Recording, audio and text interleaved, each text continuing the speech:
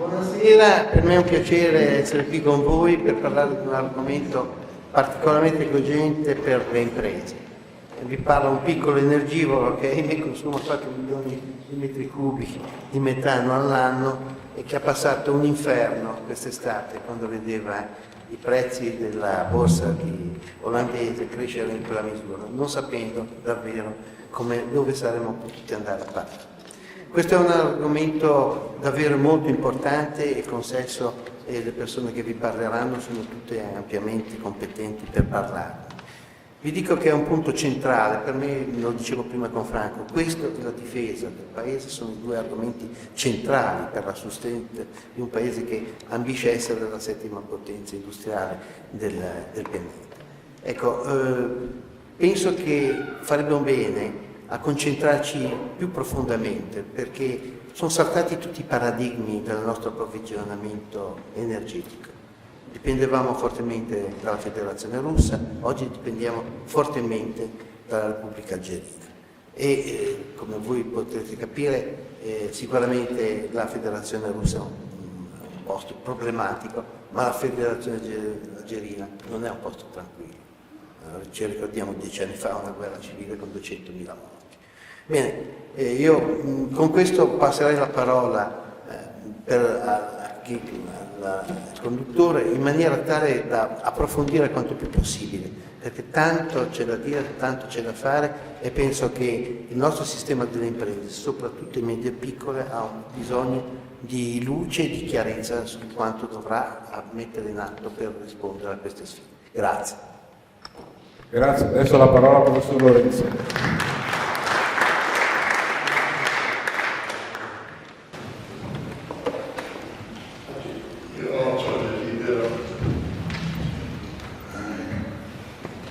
Ringraziare in primo luogo, ci scambiamo i ringraziamenti, dico il dottor Attanasio, presidente di questa nobile ente, per averci concesso gentilmente la sua bellissima aula per concludere questa prima fase di quello che abbiamo intitolato Seminario permanente sulla transizione ecologica e energetica.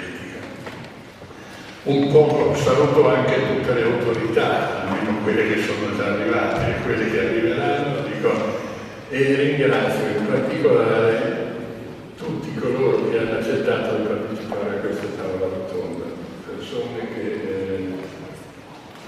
credo ci permetteranno di arrivare a concludere un iter che è cominciato 2 mesi fa ormai, che attraverso 17 conferenze ci ha portato fino al punto di oggi. Come mai siamo partiti con questa iniziativa? Anzi, prima, chi è il soggetto di questa iniziativa? Non tutti a Genova sanno che esiste un'Accademia Ligure di Scienze e Lettere, ospitata a Palazzo Ducale dal Comune di Genova, un ente che è nato nel 1798, che fu una delle prime iniziative della Repubblica di Genova quando questa si costituì in quell'anno. E questo è molto importante perché questa realtà, che oggi si chiama Accademia Ligure di Scienze e Lettere e che ha seguito tutta la storia del nostro paese praticamente dal Settecento ad oggi, è nata in quel momento come Istituto Ligure, anzi come Istituto Ligure. Questa N marca chiaramente l'origine francese e marca chiaramente che lo scopo di questi signori era quello di introdurre i lumi a Genova. Terminata il vecchio regime, si entrava nell'era illuministica e il primo pensiero di loro fu quello di creare un ente il quale aveva un doppio scopo. Uno era quello del rinnovamento culturale in genere, cioè quello che noi adesso chiamiamo accademia. L'altro, che mi piace di più, era quello di essere un centro e un organo di formazione pubblica.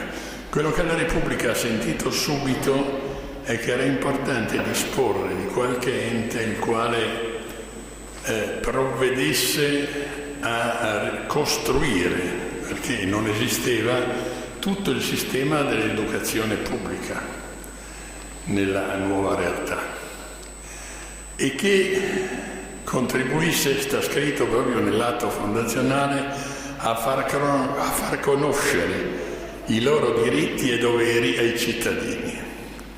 Tipicamente illuministica convinzione, dico, e compito che l'Accademia Ligure nel corso di 224 anni ha sempre cercato di raggiungere. Come? È ovvio che siccome era terminata l'epoca settecentesca in cui le accademie erano anche il centro primario della ricerca scientifica e non era ancora iniziata la riforma universitaria che doveva portare le università nuove nell'Ottocento a diventare loro le sedi primarie della ricerca scientifica, dico, questa accademia non fa l'accademia in senso pre-settecentesco, ma ha continuato su queste due linee sostanzialmente, cioè rappresentando in tutto questo periodo con 8-10 nomi diversi, perché seguendo tutte le vicissitudini politiche di Genova e del nostro paese cambiava nome continuamente. Già nel 1805 era diventata Accademia Imperiale di Scienze, imperiale, e dopo poco ha cambiato nome di nuovo. Ci siamo consolidati in pratica solo nel 1938 con un provvedimento e poi nel 1951 quando è stata riconosciuta come una delle 11 accademie di interesse nazionale riunite in primo luogo con i Lincei e con la Crusca nell'Unione Accademica Nazionale. Cosa ha fatto in sostanza sempre l'Accademia? Ha raccolto studiosi e contributi di studiosi con la pubblicazione degli atti che durano da 224 anni e ha sempre organizzato attività di trasmissione culturale di alto livello, con la libertà che può avere un'accademia rispetto a un sistema universitario parallelo, ovviamente, che è un sistema strutturato per formare giovani, per rilasciare dei diplomi, eccetera. Noi non abbiamo questo compito, ma non ha mai mancato ogni settimana di fare una tornata accademica con una conferenza di un accademico o di persone di cultura invitate da fuori, dall'Italia e dall'estero, e di metterla a disposizione della cittadinanza, perché le nostre riunioni sono sempre state aperte. È un compito che può essere valutato da ciascuno come vuole, ma che sicuramente le accademie stanno continuando ancora oggi a svolgere nel nostro sistema nazionale con la loro continuità e la loro dignità.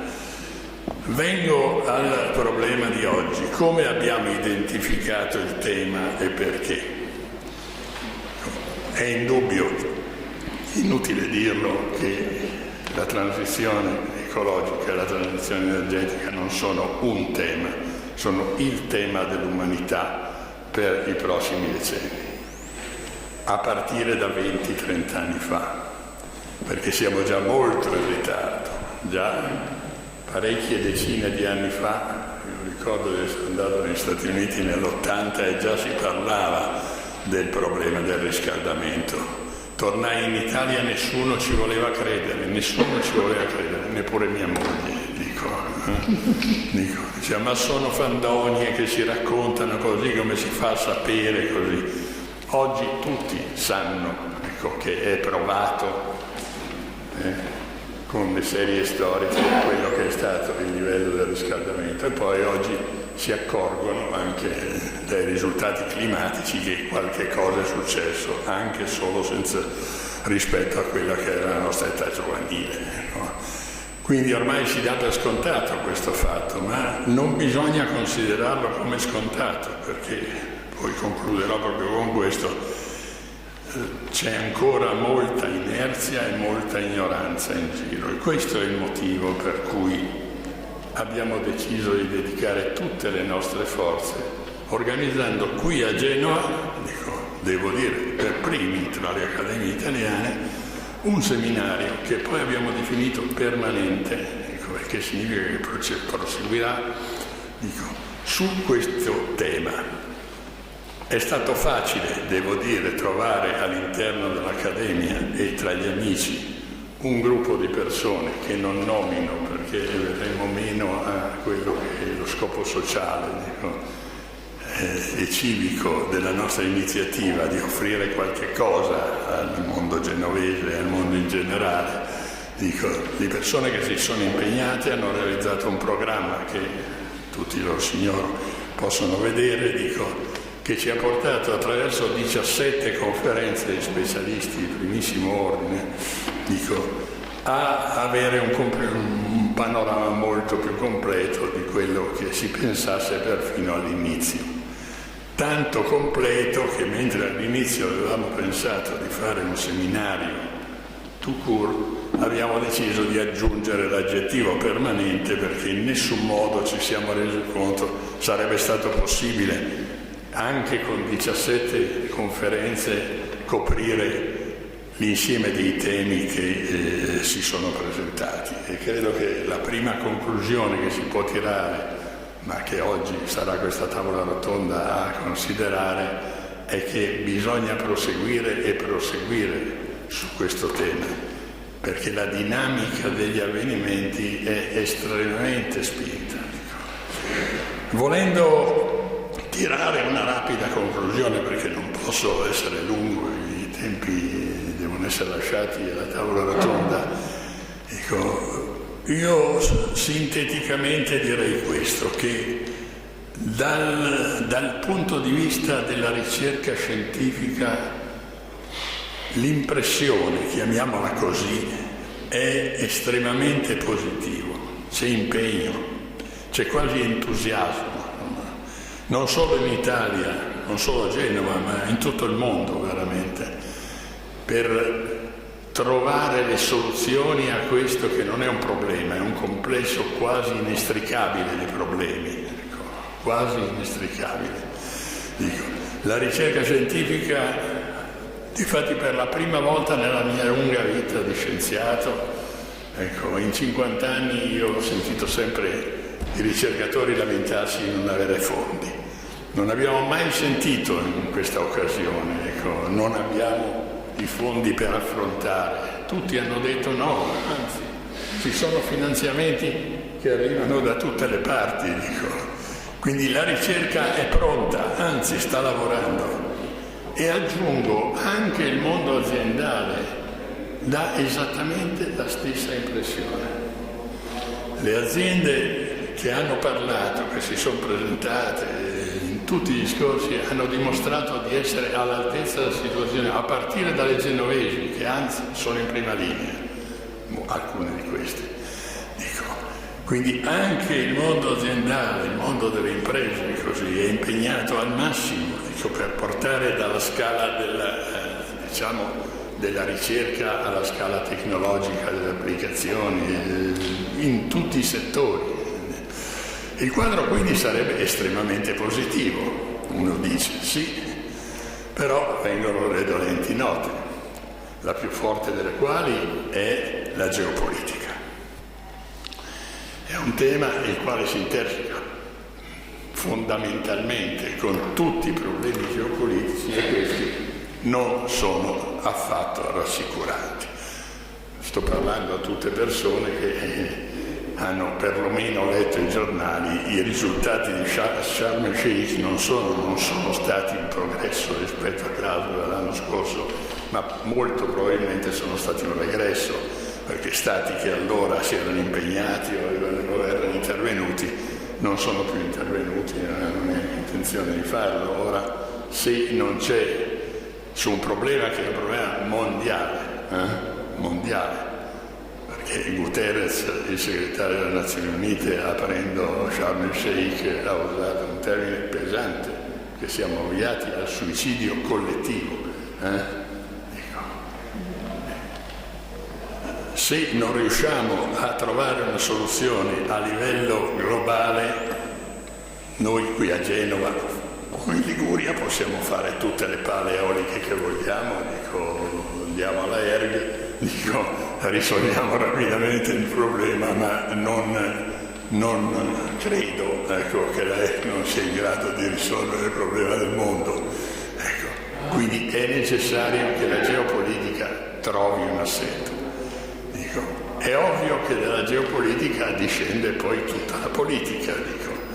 Se andiamo ad osservare, io mi limito a notare quello che hanno evocato tutti i diversi specialisti. L'Unione Europea fatica a preparare le linee guida, ce ne sono, quando pur ci sono il nostro Parlamento fatica a legiferare, e quando pure il Parlamento legifera le regioni non riescono a fare il loro lavoro attuativo, e quando si passa poi al livello delle autorizzazioni si va in una situazione che tutti dichiarano disperante. Su 200 progetti presentati ne sono stati approvati 2, non dico specificamente di che cosa, ma questo è il termine, di paragone. Allora andiamo a guardare e vediamo, ma allora a chi tocca lavorare? E purtroppo, e qui concludo, purtroppo toccherebbe lavorare alla società civile. Ma è proprio la società civile quella che è totalmente impreparata a questo tema e che vive come il ballo del Titanic, al massimo con indifferenza o con l'attenzione soltanto ai problemi che la toccano direttamente, perché quelli sì, ed è questo il disastro, che al di là di tutto il lavoro che possono fare gli scienziati, che possono fare le aziende, che possono fare gli enti, perché non dobbiamo affatto scaricare la responsabilità anche sulla politica, come è tanto comodo. La vera realtà è che ci si scontra in ultima istanza anche con i comitati del no. Da tutte le parti, ogni giorno che apriamo il giornale, troviamo che non si riesce a fare un'opera, un'infrastruttura fondamentale, perché quella va a impattare su 2 ulivi. Non si riesce a fare un'altra infrastruttura fondamentale per il Paese perché bisogna abbattere 4 carrughi. Non si riesce, siamo senza, la nostra politica sui rigassificatori è stata demenziale, da un progetto di 8 siamo arrivati a 4 e poi ne abbiamo realizzati 2, adesso vorremmo, per fortuna c'è sempre chi si dà da fare, che è il solito mondo del fare, si noleggiano delle navi rigassificatrici e non si riesce a trovare un molo che le accetti perché la popolazione le rifiuta. Allora questo è il vero dramma, che non c'è nessun colpevole in questa situazione, ma è un quadro estremamente complesso. La conclusione di questo, ed è questo il motivo per cui abbiamo voluto concludere con una tavola rotonda a cui partecipino le autorità, il mondo dell'industria, il mondo della ricerca, è di cercare di mettere a punto perlomeno, almeno localmente, una linea operativa, se vogliamo. Noi lo facciamo, siamo disponibili con spirito di servizio a dire, siccome è un problema che non finisce l'anno prossimo, che non finirà nel 2030 perché siamo già neanche a metà strada di dove dovremmo essere per arrivare con i primi risultati che abbiamo già tutti accettato di avere per il 2030, figurarsi il 2050, rivediamoci tutti gli anni e tutti insieme vediamo quello che possiamo fare da buoni cittadini, consenso civico a favore di Genova, della nostra bella e amata Liguria, ma anche a beneficio di tutta l'umanità. Questo è lo scopo che noi come uomini di studio e noi come Accademia possiamo mettere a disposizione con totale altruismo, perché non abbiamo niente da difendere. Non abbiamo nessuna ideologia, non abbiamo nessuna linea politica, possiamo veramente parlare nella piena libertà degli uomini di pensiero e degli uomini di azione. Grazie.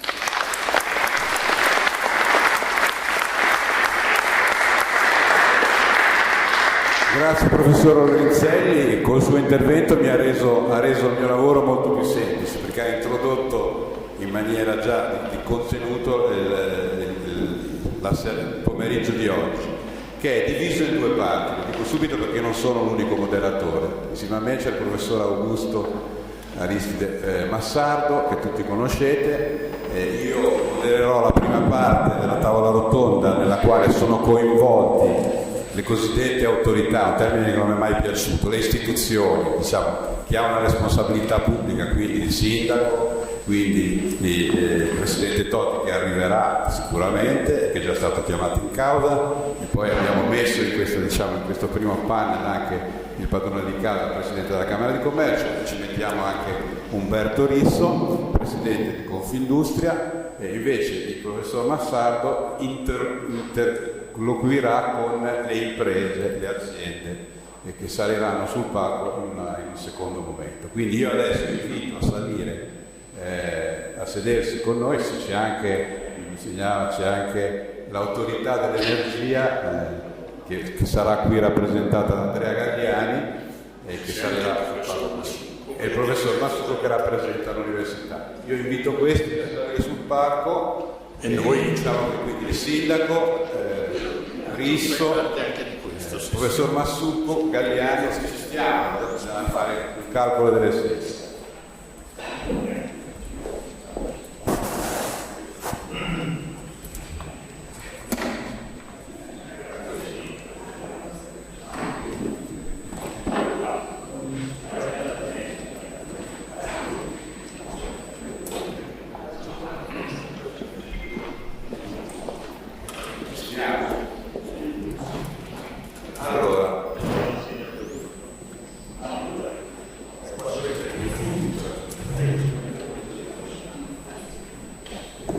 Allora, io credo che questa sia veramente una bella occasione, rara, di mettere a confronto in questo modo, e dopo i temi che ha spiegato bene il professor Lorenzelli, gli interlocutori che sono impegnati su una frontiera oramai stringente, quella della transizione ecologica e energetica, passando per il clima, per le emergenze del clima, e tenendo conto del momento in cui viviamo, sia geopoliticamente, sia per quello che sta avvenendo nel mondo, in Europa, quello che è avvenuto dopo la pandemia, il PNRR.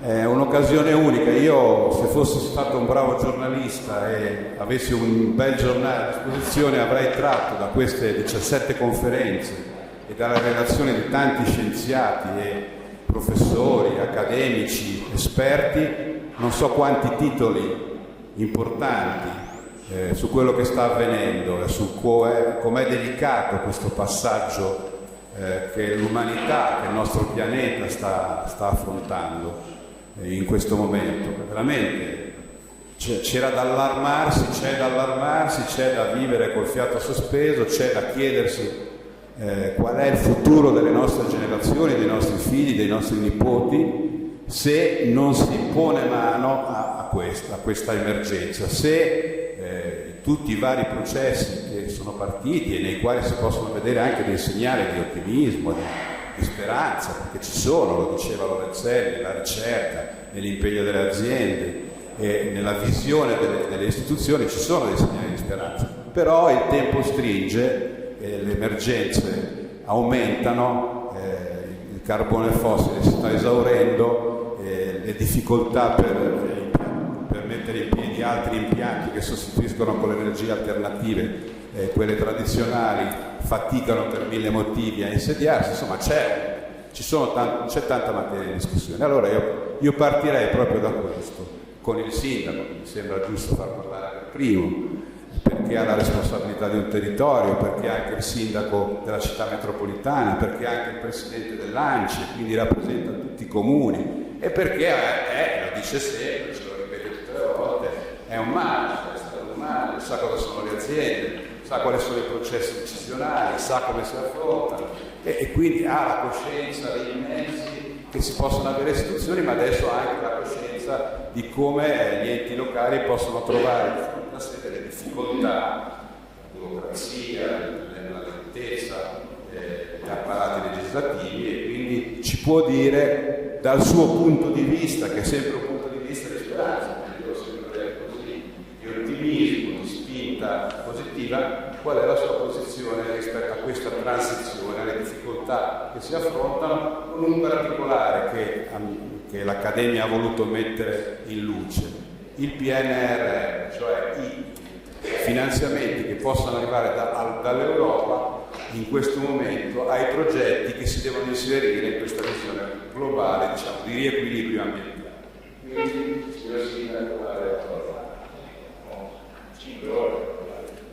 da 10 minuti a 15. Ecco, funziona?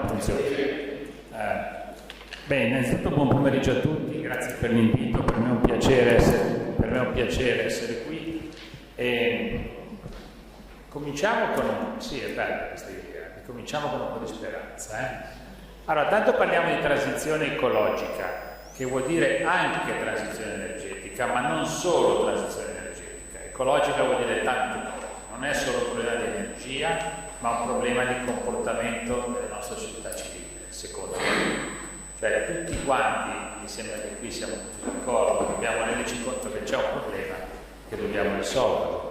Gli indiani in America, già più di 150 anni fa, dicevano che la terra, loro non parlavano del mare, però vabbè, diciamo terra e mare, tutto quanto assieme, non è una cosa che abbiamo ricevuto in eredità dai nostri genitori, ma una cosa che abbiamo chiesto in prestito ai nostri figli, e a loro dobbiamo restituirla, possibilmente migliore di come loro ce l'hanno data in prestito. Questo non era un loro proverbio, un loro modo di dire, ma secondo me è esattamente allineato al problema che abbiamo adesso. Pensiamo al futuro, pensiamo alle future generazioni, non possiamo permetterci, oltre a tutti i problemi che gli causiamo con l'economia, le pensioni, eccetera, non possiamo affidare a loro un mondo che sia diverso, che sia peggiore di quello che abbiamo avuto. Dobbiamo dargli un migliore.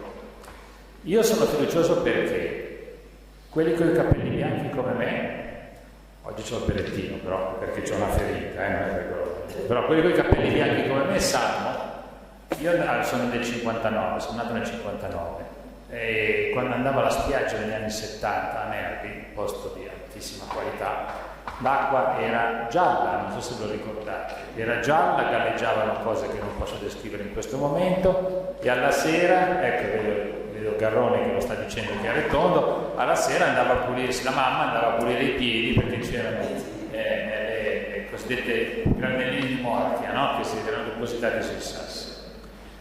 Bene, 30 anni di lavoro, un sacco di soldi, un sacco di dibattiti, un sacco di lavoro. Alla fine oggi noi qui a Genova, ma davanti a Genova, dico anche in Corso Italia, eccetera, abbiamo l'acqua più bella, che ormai tutti i giorni lo sa. Ecco, abbiamo un'acqua stupenda e in Liguria abbiamo più alto numero di bandiere. Siamo riusciti a risolvere un grande problema. Questo per me è un dato di fatto incredibile, perché mi dimostra che di fronte a queste cose, se ci mettiamo tutti assieme, ci riusciamo. Ci abbiamo messo tanto, può darsi, ci abbiamo speso troppo, può darsi, però ci siamo riusciti. Quindi si può fare. E adesso allora se si può fare, cosa vogliamo fare? Per la città di Genova e anche la città metropolitana noi abbiamo dei programmi specifici che non faranno la rivoluzione, ma certamente faranno in modo che la situazione migliori. Sul micro territorio, sul macro territorio ovviamente ci vuole la nazione italiana, ci vuole l'Europa, ci vuole il mondo, ma sul micro noi possiamo fare tante cose buone e su queste cose vi assicuro l'unione fa la forza. Se ognuno facesse il proprio dovere sono certo che non ci sarebbero, che i problemi si potrebbero risolvere, forse anche in maniera più veloce. E quando parliamo ognuno debba fare il proprio dovere, cominciamo ad esempio dai rifiuti. Siamo sicuri che tutti stiamo facendo la differenziata? Siamo sicuri che tutti stiamo aiutando il sistema a non bruciare, a non emettere CO2, ma attraverso la gestione dei rifiuti a produrre energia senza aumentare il livello di CO2, per non parlare di altri inquinanti su cui non vogliamo parlare, quello è fuori discussione, particolato, NX, SOx, tutta questa roba qua deve essere eliminata per definizione. Come si può oggi eliminarla al 99,99%? Il problema è la CO2, tutte le volte che si fa una combustione c'è la CO2, quindi bisogna cercare di trovare dei sistemi dove si può fare combustione intrappolando la CO2 e convertendo in altro modo. Oggi si può fare con la plastica, ad esempio, ma la plastica deve essere pulita, cioè non deve essere contaminata da tante altre cose. Per cui al cittadino si chiede di fare la differenziata ma spinta, di mettere da una parte solo la plastica, solo la carta, solo l'organico poi ci può produrre energia senza dover fare, senza inquinare, quindi ci sono tanti motivi con cui noi possiamo migliorare il sistema col nostro comportamento giornaliero. C'è poi il discorso sull'acqua, ma lo farò alla fine. Veniamo invece a quello che facciamo noi col PNRR e con l'infrastruttura. Abbiamo molti miliardi per fare infrastruttura per la nostra città, ma se spendiamo questi miliardi che sono stati spesi sempre nel passato, non ce la faremo, cioè noi dobbiamo spendere miliardi in maniera tale che le infrastrutture siano ecosostenibili. E questo cosa vuol dire? Intanto vuol dire cominciare a usare materiali di un certo tipo, intanto vuol dire accoppiare, cominciare a calcolare qual è, se io faccio un'autostrada o faccio la funicolare che va su a regata, mettiamola così, cosa devo utilizzare? Devo utilizzare l'acciaio, devo utilizzare dei prodotti chimici, devo fare dei buchi per terra, pensiamoci. Bene, ogni cosa che faccio io dovrei fare un calcolo di qual è l'impatto ambientale di queste cose. Dopodiché sull'impatto ambientale di queste cose io devo riuscire a fare una compensazione in maniera tale che l'impatto ambientale sia compensato da una cosa positiva. Se ci comportiamo in questo modo, noi abbiamo infrastrutture che diventano immediatamente ecosostenibili, cioè non vanno a impattare l'ambiente, ma vanno perlomeno a tenerlo come era prima. Dopodiché, se ci riesco, allora faccio un livello superiore, ossia dico, se io mando in aria 1 tonnellata di CO2 facendo questo lavoro, dall'altra parte faccio un lavoro per levarne 1 tonnellata e mezzo. A questo punto io diminuisco la CO2 e guarda che si può fare, a parte il fatto che voglio informarvi che Genova è una situazione fantastica, perché Genova ha, se io chiedo a voi quant'è la percentuale di verde in città, scommetto che nessuno si deve tutti negare, ma non so cosa dire. No, è una delle più alte d'Italia. Bravo, lui lo sa. Siamo al 73%, siamo la più alta d'Italia. Ma perché? Perché nel comune di Genova noi abbiamo tutte le alture, e tutte le alture sono piene di verde, morate. Noi buttiamo nell'aria 1.800.000 tonnellate di CO2 all'anno. E tutto il verde che abbiamo ne sequestra 3 milioni. Quindi abbiamo già un impatto positivo. Però questo non è sufficiente, non vogliamo eliminare questo osservatorio. Dobbiamo aumentarlo, dobbiamo fare in modo che tutte le infrastrutture ci diano questo risultato positivo. Abbiamo tutto il trasporto pubblico locale che nel 2025 sarà tutto elettrico e questo, badate, non è necessariamente perfettamente ecosostenibile, perché se l'elettricità la vado a produrre col carbone dall'altra parte, alla fine il pianeta non funziona. Per cui io devo portare l'elettricità a Genova, perché non voglio la concentrazione della CO2 duplicata a tutti gli altri. Però allo stesso momento devo fare in modo che magari vado ad acquistare energia verde, non acquistare energia che non energia grigia o altre cose di questo tipo. Non voglio dare discorsi complessi, ma bisogna starci attenti a queste cose qua. Lo stesso faremo con la metropolitana, lo stesso faremo con tutti gli investimenti che dicevo prima. Arriviamo un attimo all'acqua. Oggi noi consumiamo acqua che viene dai nostri laghi.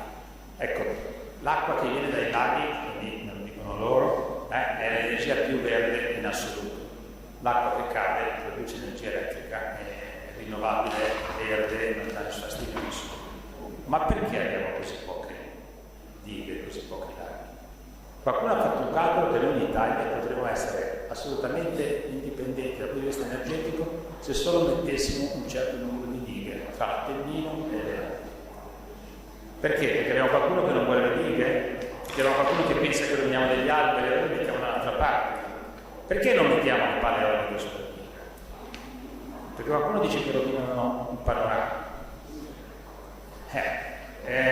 Dobbiamo fare delle Lo scelte. dirà poi Totti,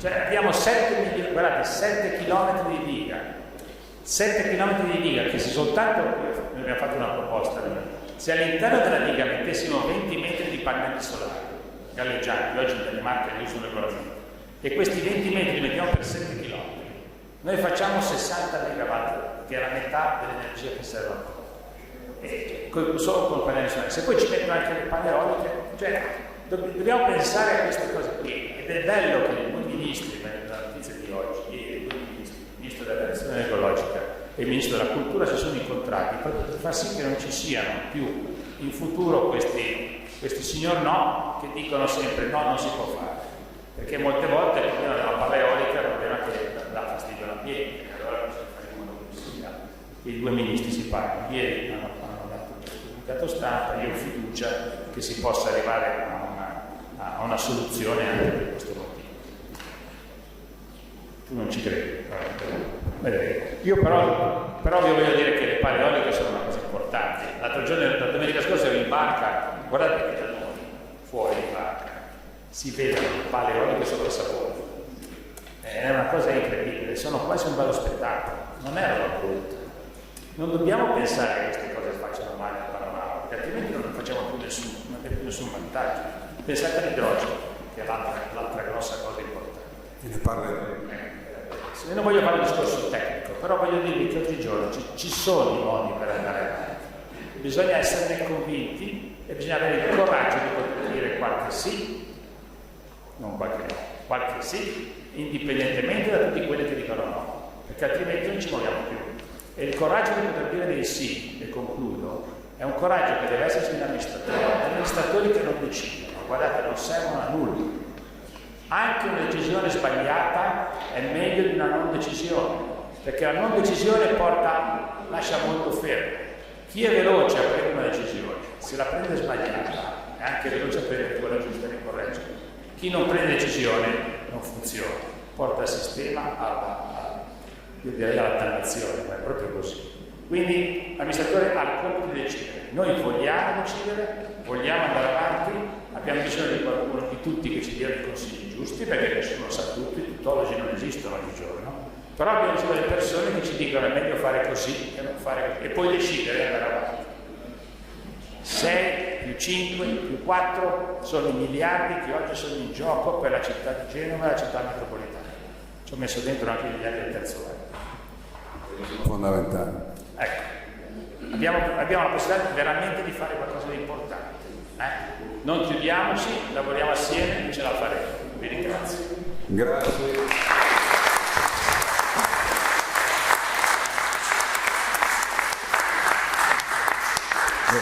Il sindaco ci dà il suo segnale di speranza, a cui siamo abituati, però oggi ce lo applica al tema che stiamo trattando, su quale adesso vorrei sollecitare, credo per un saluto, il professor Stefano Massucco, che rappresenta il rettore che non ha potuto venire per ragioni superiori, diciamo così.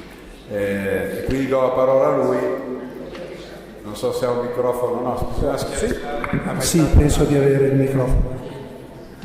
Allora, io porto i saluti del magnifico rettore dell'Università di Genova, il professor Federico Delfino.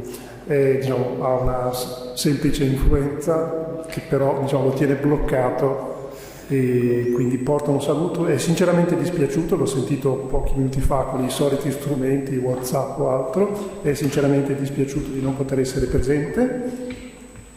Io desidero anche esprimergli, colgo l'occasione, oltre all'augurio di una pronta ripresa, i sinceri complimenti per il suo operato in questi primissimo anno e mezzo di mandato. Secondo me sta facendo veramente un lavoro egregio, si vede la razza dell'ingegnere e allo stesso tempo anche le sue capacità gestionali. Aggiungo anche qualche parola, perché io sono fortemente coinvolto in questi temi, sono delegato del rettore per l'energia per l'Università di Genova. Sono ingegnere elettrico, peraltro lo stesso Federico Delfino è ingegnere elettrico, una razza che spero non sia in via di estinzione, perché vedo qui in prima fila moltissimi amici delle aziende che continuano a chiederci ingegneri elettrici veramente in continuazione. Anche il signor Sindaco, il Comune di Genova cerca ingegneri elettrici. E mi occupo di gestione e controllo del sistema elettrico, che è un sistema estremamente complesso, perché ci sono 60.000 km di linea ad altissima tensione, ciascuna costa 500.000 euro a chilometro, quindi anche un investimento non indifferente. Ci sono 400.000 km di linee in media tensione ed è un sistema che deve realizzare in tempo reale l'equilibrio tra la potenza prodotta e la potenza richiesta dagli utenti, siano essi industriali, terziari o altri. In questi ultimi 20 anni questo sistema ha avuto una rivoluzione che ha riguardato l'avvento delle rinnovabili, il mercato elettrico, la decarbonizzazione, e in quest'ultimo anno e mezzo ha avuto, diciamo, una sollecitazione clamorosa dall'aumento dei costi dell'energia. Recentemente abbiamo chiuso l'istruttoria per la gara di fornitura dell'energia e vi do solo questi 4 dati: 60 euro a megawattora nel 2020, 180 euro a megawattora nel 2021, 600 euro a megawattora nell'agosto 2022. Oggi, perlomeno al dato di ottobre, siamo di nuovo intorno ai 200 euro a megawattora. Qual è il ruolo dell'università? L'università primariamente si occupa di ricerca e di formazione. L'Università di Genova, sono anche orgoglioso di poterlo dire insieme con l'amico Fausto Massardo, attrae moltissimi fondi di ricerca sui temi dell'energia, della mobilità elettrica, della mobilità sostenibile. Forma persone di elevato profilo, perché davvero abbiamo un forte impegno nel formare laureati, dottorati, postdottorati. Realizza prodotti di ricerca di eccellenza e collabora attivamente con moltissime aziende. Il PNRR è sicuramente un'occasione, oso dire, formidabile, sia per il recruitment, di poter avere giovani, fatichiamo anche noi a trovarli comunque, e poi per il coinvolgimento in progetti di prestigio, per esempio i partenariati estesi. C'è un filone molto significativo sull'idrogeno, ho visto anche Alberto Traverso, quindi diciamo, una delle persone che Fausto ha contribuito a formare, le tematiche dell'integrazione delle rinnovabili e dei vettori energetici, l'ecosistema Liguria, che vede moltissime applicazioni sulle tematiche dell'intelligenza artificiale, nel caso specifico del settore energetico elettrico, al sistema di distribuzione dell'energia elettrica e dell'accumulo, le infrastrutture innovative. Quindi noi siamo veramente in prima linea, siamo contenti di esserci e desideriamo spendere tutte le nostre risorse, professionali, umane, al servizio della città, alla quale siamo veramente molto molto legati. Molti di noi potrebbero tranquillamente andare fuori, andare all'estero, e invece siamo qui e ci siamo proprio col desiderio di servire la nostra città. Grazie.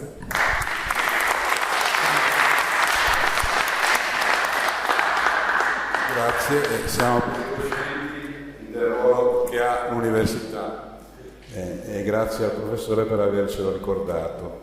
Adesso, prima di dare la parola alle imprese, cioè a Tanasio e a Risso, vorrei che Andrea Gadiani, che questa mattina con una stupenda relazione ha chiuso praticamente il ciclo delle conferenze, e che è l'autorità per l'energia, rappresenta in qualche modo quella che io volgarizzo, l'autorità per l'energia, in un flash ci desse un report sulla situazione dell'energia e il rapporto col sistema elettrico sullo scenario della situazione in cui viviamo, di una transizione tra ricerca di risorse, accumuli di energia, difficoltà di trovare gli accumuli, insomma ci faccia entrare più dentro al meccanismo dell'energia elettrica. Grazie, buon pomeriggio a tutti.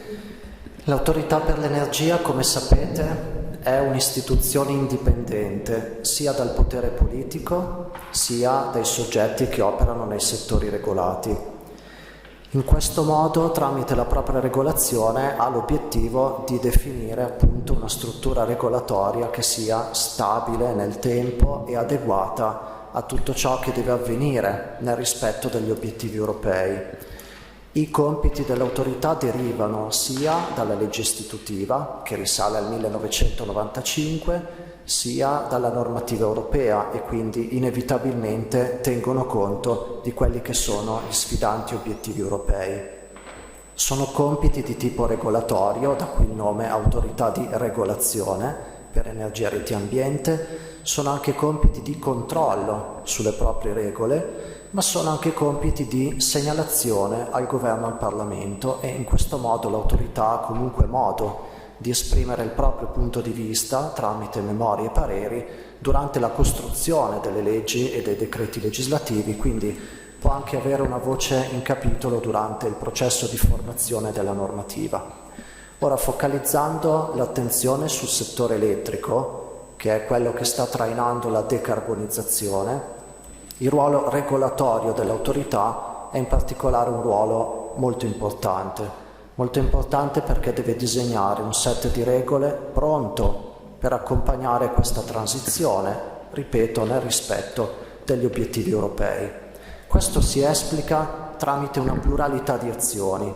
Ad esempio, sono state già definite e aggiornate più volte le regole tecniche di connessione, sono state definite e aggiornate le regole per la gestione delle attività in monopolio naturale, in particolare quelle di trasmissione e di distribuzione, dove un assetto regolatorio è molto importante proprio per far sì che questi soggetti operino con trasparenza, con efficienza e senza discriminazioni, essendo monopolisti, nei confronti di tutti i soggetti che devono accedere e utilizzare le reti elettriche. E questi soggetti stanno cambiando con la transizione in corso. Ecco perché questo set di regole da aggiornare ha un ruolo sicuramente importante. Ma il set regolatorio da innovare è importante anche in relazione all'attività di dispacciamento svolta in Italia da Terna, che consiste nell'esercizio coordinato in tempo reale per garantire il bilanciamento tra domanda e offerta di energia elettrica. Questo bilanciamento va garantito istante per istante, punto per punto, su tutta la rete elettrica. Attività sicuramente complessa e da aggiornare pensando a un futuro che sarà sempre più caratterizzato da meno impianti termoelettrici programmabili e da più impianti alimentati dalle fonti rinnovabili, tipicamente in Italia non programmabili, cioè la solare e l'eolica, e utilizzate spesso tramite piccoli impianti connessi alle reti locali di distribuzione. Quindi stiamo passando da un mondo caratterizzato da pochi grandi impianti programmabili verso un mondo che ha sempre più fonti rinnovabili, spesso aleatorie, usate tramite impianti piccoli distribuiti sulle reti locali di bassa e media tensione. Questo ha inevitabilmente un impatto sulle reti elettriche che devono essere gestite, quindi attività di trasmissione e distribuzione, ma anche un impatto sull'attività di dispacciamento che citavo. Ecco perché è in corso, tramite sperimentazione ormai da 5 anni, l'innovazione dell'attività di dispacciamento, che implicherà anche un cambiamento di comportamenti, un cambiamento di modo di porsi. Gli impianti termoelettrici programmabili, infatti, storicamente, sono quegli impianti che, grazie alla programmabilità, hanno sempre messo a disposizione risorse per modificare la loro produzione all'occorrenza, su chiamata, in modo tale da garantire quell'equilibrio puntuale e istantaneo tra produzione e consumo di energia elettrica. Se pensiamo a un futuro con meno impianti con queste caratteristiche, allora ci dobbiamo chiedere da chi possono essere forniti tali servizi di flessibilità. E questi si possono recuperare dalla generazione distribuita, dalla domanda diffusa, ma cambiando i comportamenti degli utenti, produttori e clienti, ma anche da parte di chi deve gestire le reti elettriche e il dispacciamento. Attività complessa, che richiede tanti soggetti coinvolti. Ecco perché è in corso ormai da 5 anni tramite sperimentazioni, ed è ora in corso di completamento uno schema di articolato che verrà posto tra poche settimane in consultazione, che intende presentare quello che potrebbe essere il regime, la regolazione di regime del dispacciamento di domani, pronta a traguardare gli obiettivi del 2030 e oltre. Oltre a tutto quello che ho raccontato finora, che discende direttamente dalla legge istitutiva dell'autorità e dalla normativa europea, quindi fa parte, diciamo, dei compiti di base dell'autorità di regolazione, oltre a tutto ciò l'autorità ha altri compiti che vengono di volta in volta assegnati dal legislatore tramite leggi o decreti legislativi in relazione a delle situazioni speciali particolari, quali ad esempio regimi commerciali speciali. Regimi speciali che vengono confinati e identificati dal legislatore, nell'ambito dei quali l'autorità di regolazione può avere un ruolo di regolazione, un ruolo di intervento mirato, dedicato. Mi riferisco ai già citati regimi commerciali speciali, mi riferisco all'implementazione di alcuni tipi di strumenti di incentivazione, mi riferisco anche al mondo delle comunità energetiche, che sarà oggetto di prossima a breve delibera da parte dell'autorità per l'energia. Anche questo è un contesto di cui si sente parlare tante volte, quello delle comunità energetiche che, come dicevo, vede coinvolta anche l'autorità. Un contesto che probabilmente può avere il vantaggio di diffondere la cultura energetica, tra soggetti diffusi sul territorio che di queste tematiche si sono occupati probabilmente poco in passato. E questo secondo me è il maggior valore aggiunto che le comunità possono dare, perché diffondere la cultura energetica, magari anche tramite l'ausilio delle università, può innanzitutto diffondere la conoscenza di certi temi che sono un po' alla base di questa transizione in corso, a partire dall'efficientamento energetico, che dovrebbe essere davvero il punto di partenza di tutto, prima ancora di cercare di capire come coprire i consumi auspicabilmente ridotti che ci saranno. Tutte queste tematiche sono tematiche che non devono restare confinate soltanto su piccoli o grandi operatori, ma su soggetti, diciamo, che si occupano di questa materia. Più sono diffuse e più interventi diffusi si possono fare con facilità, a partire, ripeto, dagli interventi diffusi appunto di efficientamento energetico. Insomma, una sfida quella che abbiamo davanti da qui al 2030 e anni seguenti, una sfida in cui l'autorità di regolazione ha un ruolo importante e che si sta perseguendo con una pluralità di azioni in questi mesi e nei prossimi anni. Grazie. Grazie a lei per averci spiegato qualcosa che conoscevamo poco, almeno io conoscevo poco, a partire dal termine dispacciamento che mi affascina abbastanza. Ecco, adesso passiamo alle imprese, cioè a Attanasio e poi a Risto, perché la transizione ecologica e energetica passa sulle imprese come... No, ma io condivido gli auspici dell'Accademia che hanno un sapore davvero illuministico, anche sì, per l'origine. Illuministico è per voi da tradurre in pratica. Però ecco, vorrei rimodulare il mio inizio di intervento, focalizzandomi su un punto. Se noi consideriamo l'evoluzione del nostro paese nell'immediato dopoguerra, noi dobbiamo sicuramente centrare la nostra attenzione sul fatto che senza legni di Enrico Mattei, senza il metano, energia a basso costo, noi non saremmo il paese che siamo. La dimensione industriale che abbiamo raggiunto noi, l'abbiamo raggiunto per aver avuto una risorsa quasi largamente disponibile a basso costo nella pianura padana, poi nell'Adriatico. Ora questo nel tempo man mano è diventato più scarso, abbiamo cambiato il paradigma energetico, ci siamo approvvigionati in Russia, ci siamo approvvigionati nel Nord Africa, ma di lì bisogna partire. Quindi è chiaro che noi dobbiamo, per percorrere gli ambiziosissimi obiettivi del Green Deal, andare verso una riduzione, un efficientamento del nostro sistema energetico. Ed è altrettanto chiaro che questo corrisponde anche a un recupero di sovranità nazionale, perché guardate che tutta l'energia alternativa che fossimo in grado di creare vuol dire che dobbiamo andarla a cercare fuori dal nostro paese e non dobbiamo essere con il famoso fucile vicino al barile di benzina, cioè, e mi ricollega a quello che ho detto poc'anzi sul problema della difesa, cioè le risorse sono scarse, noi abbiamo quindi bisogno tantissima energia alternativa, ma poi che paese siamo noi? Noi siamo un paese trasformatore senza materie prime. Noi abbiamo impianti a ciclo continuo, abbiamo impianti a alti consumi termici, abbiamo impianti che lavorano 24 ore al giorno.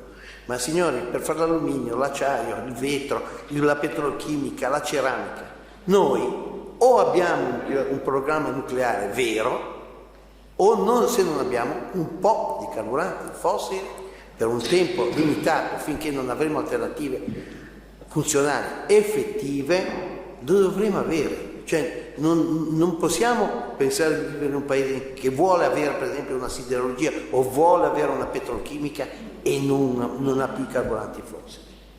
Quindi efficientiamo al massimo, cerchiamo di temperare i nostri consumi, quelli civili sì, con tutte le energie alternative possibili, ma poi vi assicuro che un ciclo... Io mi occupo di vetro, ma un forno del vetro senza un combustibile fossile oggi... Cioè, smettiamo di fare bottiglie, non esporteremo più spumante, non esporteremo più prosecco, non esporteremo più vini, non berremo più vino, acqua minerale, eccetera, eccetera, eccetera. Quindi bisogna fare uno sforzo di realismo. Ora, io sono preoccupatissimo che questo continente, e in particolare il commissario Timmermans, abbia un atteggiamento che a tratti, voglio dire, è effettivamente sfidante, e la sfida l'industria italiana e l'industria genovese in particolare l'ha sempre raccolta, perché sottolineo che a Genova ci sono competenze energetiche importanti, in sala c'è gente che la fa davvero l'energia alternativa e non per finta, ma c'è un limite a questi discorsi qui e rimaniamo il 9% della popolazione di questo pianeta. E Lorenzelli ci parlava delle COP, ma se la Cina, l'India e voglio dire e altri paesi che contano miliardi di abitanti di questo pianeta non si adeguano a queste politiche, non saremo noi con il nostro 8-9% a modificare le emissioni di CO2, quindi dobbiamo avere il piano B. Perché ed è ora che lo parliamo chiaro, senza il piano B, e scusate, bisogna dirlo chiaro, che in larga parte vuol dire ripensare al nucleare, perché altrimenti non ci facciamo illusioni. Senza il nucleare noi di combustibili fossili ne avremo bisogno per altri 30, 40, 50 anni. Poi arriverà la fusione fredda, cioè io mi auguro, leggo che Eni sviluppa con l'MIT programmi interessantissimi, io prego tutti i giorni, ma francamente mi sembra ancora un'ipotesi futura. Quindi questa Camera di Commercio, noi, il sistema industriale italiano, lavora quotidianamente a efficientare, a produrre energie alternative, ma non mi faccio illusioni, senza piano B noi non sopravviviamo e prepariamoci che senza piano B noi l'energia o avremo i cannoni alle navi per andare a proteggere le nostre linee di comunicazione, perché guardate, quando in esordio ho parlato di difesa, è successa questa cosa che i nostri M2 sono stati attaccati. Cosa succede se attaccano gli oleodotti dall'Algeria o dalla Libia all'Italia? Siamo in grado di difendere noi, siamo in grado di proteggere queste cose? Per esemplificare, quindi grande sforzo sull'energia alternativa, indubbiamente, ma poi un grande sforzo di realismo, perché altrimenti dovremo ripensare il nostro paese. Non possiamo essere un paese di 60 milioni di abitanti, non possiamo essere un paese da 60 milioni di abitanti. Perché non abbiamo senza un'industria manifatturiera degna di questo nome, questo paese non può mantenere questo livello di consistenza. Quindi bisognerà avere il piano B, fermo restando che sono sacrosanti gli obiettivi del Green Deal, sono sacrosanti, ma non bisogna avere un atteggiamento fideista, bisogna avere un atteggiamento pragmatico. E con questo mi concludo, perché non vorrei avervi dato un connotato negativo, perché non ho, io voglio dire... Premetto che personalmente negli anni '80 ho iniziato e promosso la raccolta differenziata del vetro, il sindaco lo sa, premesso che lavoro nella chimica verde, cioè premesso che cerco di fare la plastica, cerchiamo di fare la plastica non da prodotti petroliferi, ma detto questo voglio dire, poi c'è la realtà è veramente, e passo la parola all'altrettante. No, io è la mia passione, perché credo che abbiamo potuto anche approfondire il discorso parlando della fede. no, ma allora scusate, perché questo è un tema che viene in Italia sottaciuto costantemente. Il paese si lamenta della dipendenza da questo a quell'altro, però vi ricordo che è un paese che ha molto chiaro il suo orizzonte di sovranità. Leggi la Francia, ha la sua bomba atomica, ha la sua force de frappe, ha la sua spesa per la difesa che corrisponde al 3-4% del prodotto nazionale lordo, no? E ha una assoluta proprio chiarezza sulla sovranità alimentare e la sovranità energetica. Cioè sono lucidissimi sotto questo profilo qui, ad esempio i nostri cugini francesi. Non so se siamo altrettanto lucidi noi, per esemplificare. Vediamo se il piano B, Umberto Risco, ce l'ha in testa, almeno lo immagino.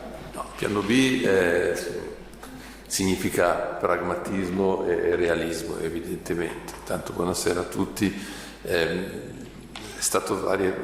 Sono state citate tutte questa epoca qua di transizioni. Di tutte le transizioni sicuramente la transizione ecologica e quella energetica è stato detto già dal presidente Lorenzelli all'inizio, tocca veramente tantissimi aspetti e quindi è quella sicuramente più complessa e quindi quella più difficile realmente da mettere in atto. Bisognerebbe anche partire dagli impatti che questo, sono assolutamente d'accordo, questa dovuta politica di cambiamento, e tengo a precisare anche di differenziazione tra quello che è l'inquinamento e quello che è la lotta alla CO2, che sono due cose un po' diverse, no? Perché credo che la lotta all'inquinamento, che è iniziata ancora ben prima, è abbastanza a buon punto e per via di una serie di normative e di modi di produrre che ha abbattuto veramente tutta una serie di conseguenze che c'erano un tempo, basta pensare, ma anche gli stessi carburanti fossili, cosa sono adesso e cosa erano quelli di 20 o 30 anni fa. Certamente comunque il punto, dicevo, è molto complessa e una politica che invece fosse basata, come in parte quella europea, come giustamente ricordava Gigi, che rappresenta la produzione dell'8% del CO2, si appoggia un po' troppo alle ideologie rappresentate non tanto dalla signorina Greta Thunberg quanto da Timmermans, può portare delle conseguenze sull'economia europea molto pesanti, quindi non si possono ignorare questi aspetti, basta pensare all'automotive, ma a tutta una serie di altre, di tante attività. E quindi è necessario una gradualità e un realismo. Poi c'è la differenza sostanziale tra paese e paese. Io faccio un esempio adesso, per esempio, perché naturalmente siamo in piena emergenza energetica, quindi è facile dire acceleriamo le fonti rinnovabili, benissimo, d'accordo. Ma dov'è il problema? È un problema tipicamente italiano. Facciamo l'esempio delle navi rigasificatrici. La Germania al momento dell'esplosione della crisi energetica l'estate scorsa non aveva neanche una nave rigasificatrice, ne ha comprato 5, una è già entrata in funzione, un'altra entro la fine dell'anno e nell'anno prossimo le altre 3. Mentre noi stiamo discutendo sul colore. Su quella di Piombino la conferenza dei servizi ha interpellato, adesso vorrei più o meno, una quarantina di enti, compreso anche l'Alto Valdarno, cioè non so, l'ente idrogeologico della Valdarno. E questo è il nostro male, questo è il nostro problema di fondo, al di là delle volontà politiche o meno, perché è facile, ma tutti si dichiarano, vai a parlare con qualsiasi esponente di qualsiasi anche partito, bisogna accelerare, bisogna fare, ma in realtà ci si perde poi in queste cose qui. E questa, se andiamo ancora più all'origine, è proprio, forse non so, siamo la culla del diritto, forse per quello non ci perdiamo sempre su queste cose. Noi non riusciamo poi a realizzare, perché per esempio il governo precedente si era mosso bene, cioè avevano subito, erano andati in Algeria, mi sembra in Angola, Mozambico, eccetera, a fare i nuovi contratti. Però facciamo i nuovi contratti, ma se non riusciamo a mettere e a potenziare i rigasificatori, è chiaro che non ti servono a niente. E così via, ma è un'infinità per scendere anche, e al di là, ripeto, della buona volontà dei singole giunte regionali o dei governi o dei comuni, ma perché loro possono anche fare il decreto, ma poi dopo, quando si tratta di mettere a terra, come si usa dire adesso, quando bisogna fare l'attuazione di queste cose qui, noi che ci siamo specializzati naturalmente come Confindustria Genova in position paper, no? Quindi ogni 2 o 3 mesi presentiamo un position paper, ma con l'intento di collaborare, di dare dei segnali e delle indicazioni o delle lamentazioni qualche volta. E l'ultima che abbiamo presentato è stata proprio quella della position paper sull'energia per quel che riguarda la Liguria. Ora la Liguria non è che abbia grandi potenzialità di diventare una grande produttrice di energie rinnovabili, ma qualche cosa si può fare. E naturalmente se ne parli con tutti gli esperti, sono tutti d'accordo.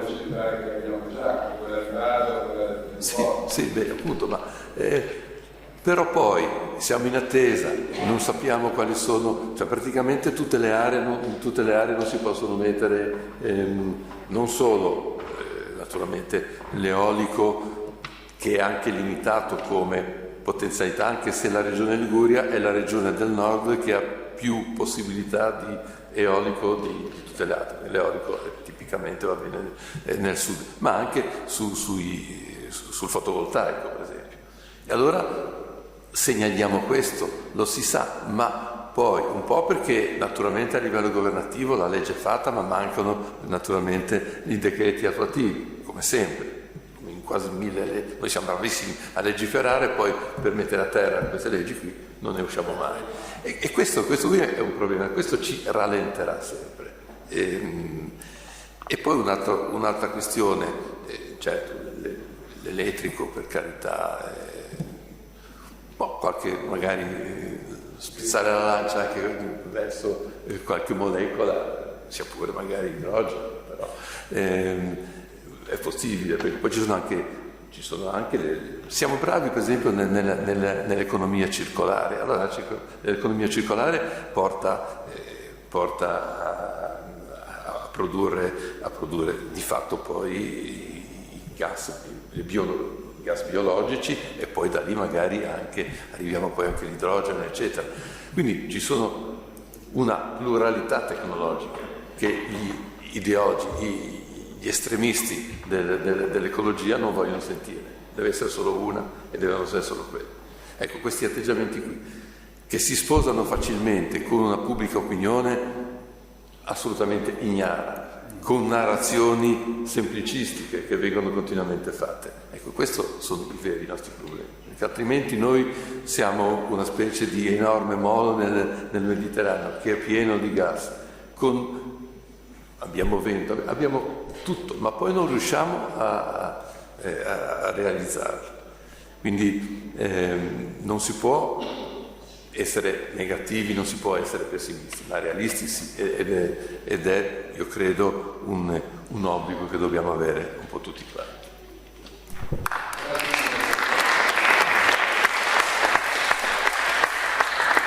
Abbiamo concluso il primo giro, potremmo anche tirare delle conclusioni, ma vorremmo che ci fosse il cambio di staffetta, anche perché sappiamo che il dottor Garrone ha una certa urgenza, e quindi chiamo Massardo, che è ben più competente di me e che interloquirà con le imprese. E ringraziamo i relatori che fino adesso si sono espressi.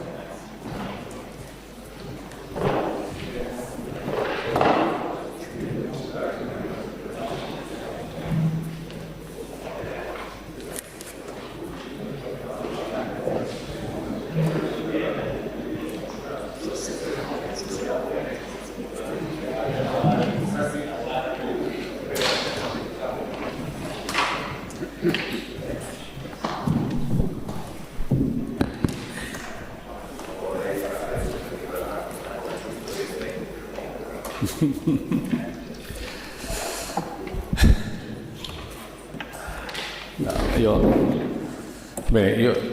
intanto grazie per tutti quelli che sono qui e grazie per queste 4 persone che hanno accettato di far parte di questa tavola rotonda. Io sono un po', devo dire che non sono proprio una persona che si mette in imbarazzo facilmente, per chi mi conosce, però sono leggermente in imbarazzo perché devo dire che abbiamo veramente una tavola, diciamo, di un livello straordinario, ed è di livello straordinario per questa città, ma non solo per questa città, lasciatemelo dire, per questa nazione.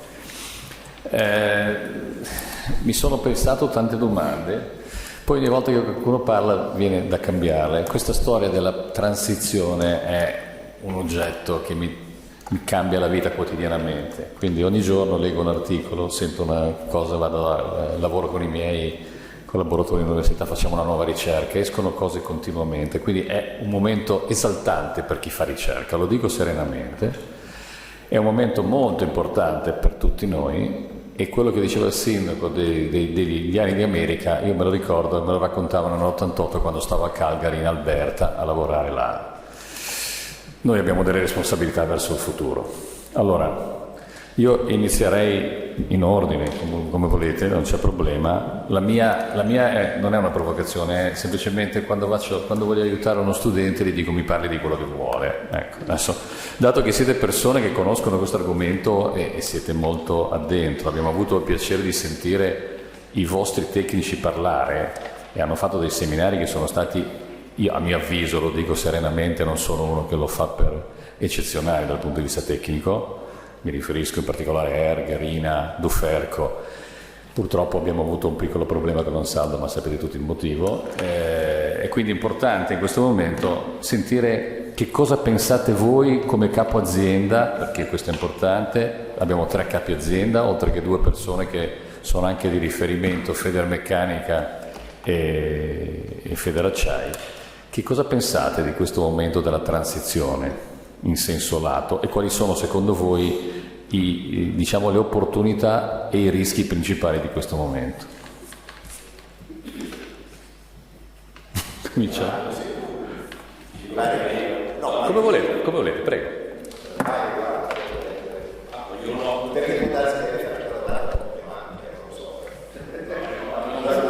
No, non è una domanda uguale per tutti ed è un tema, non è una domanda.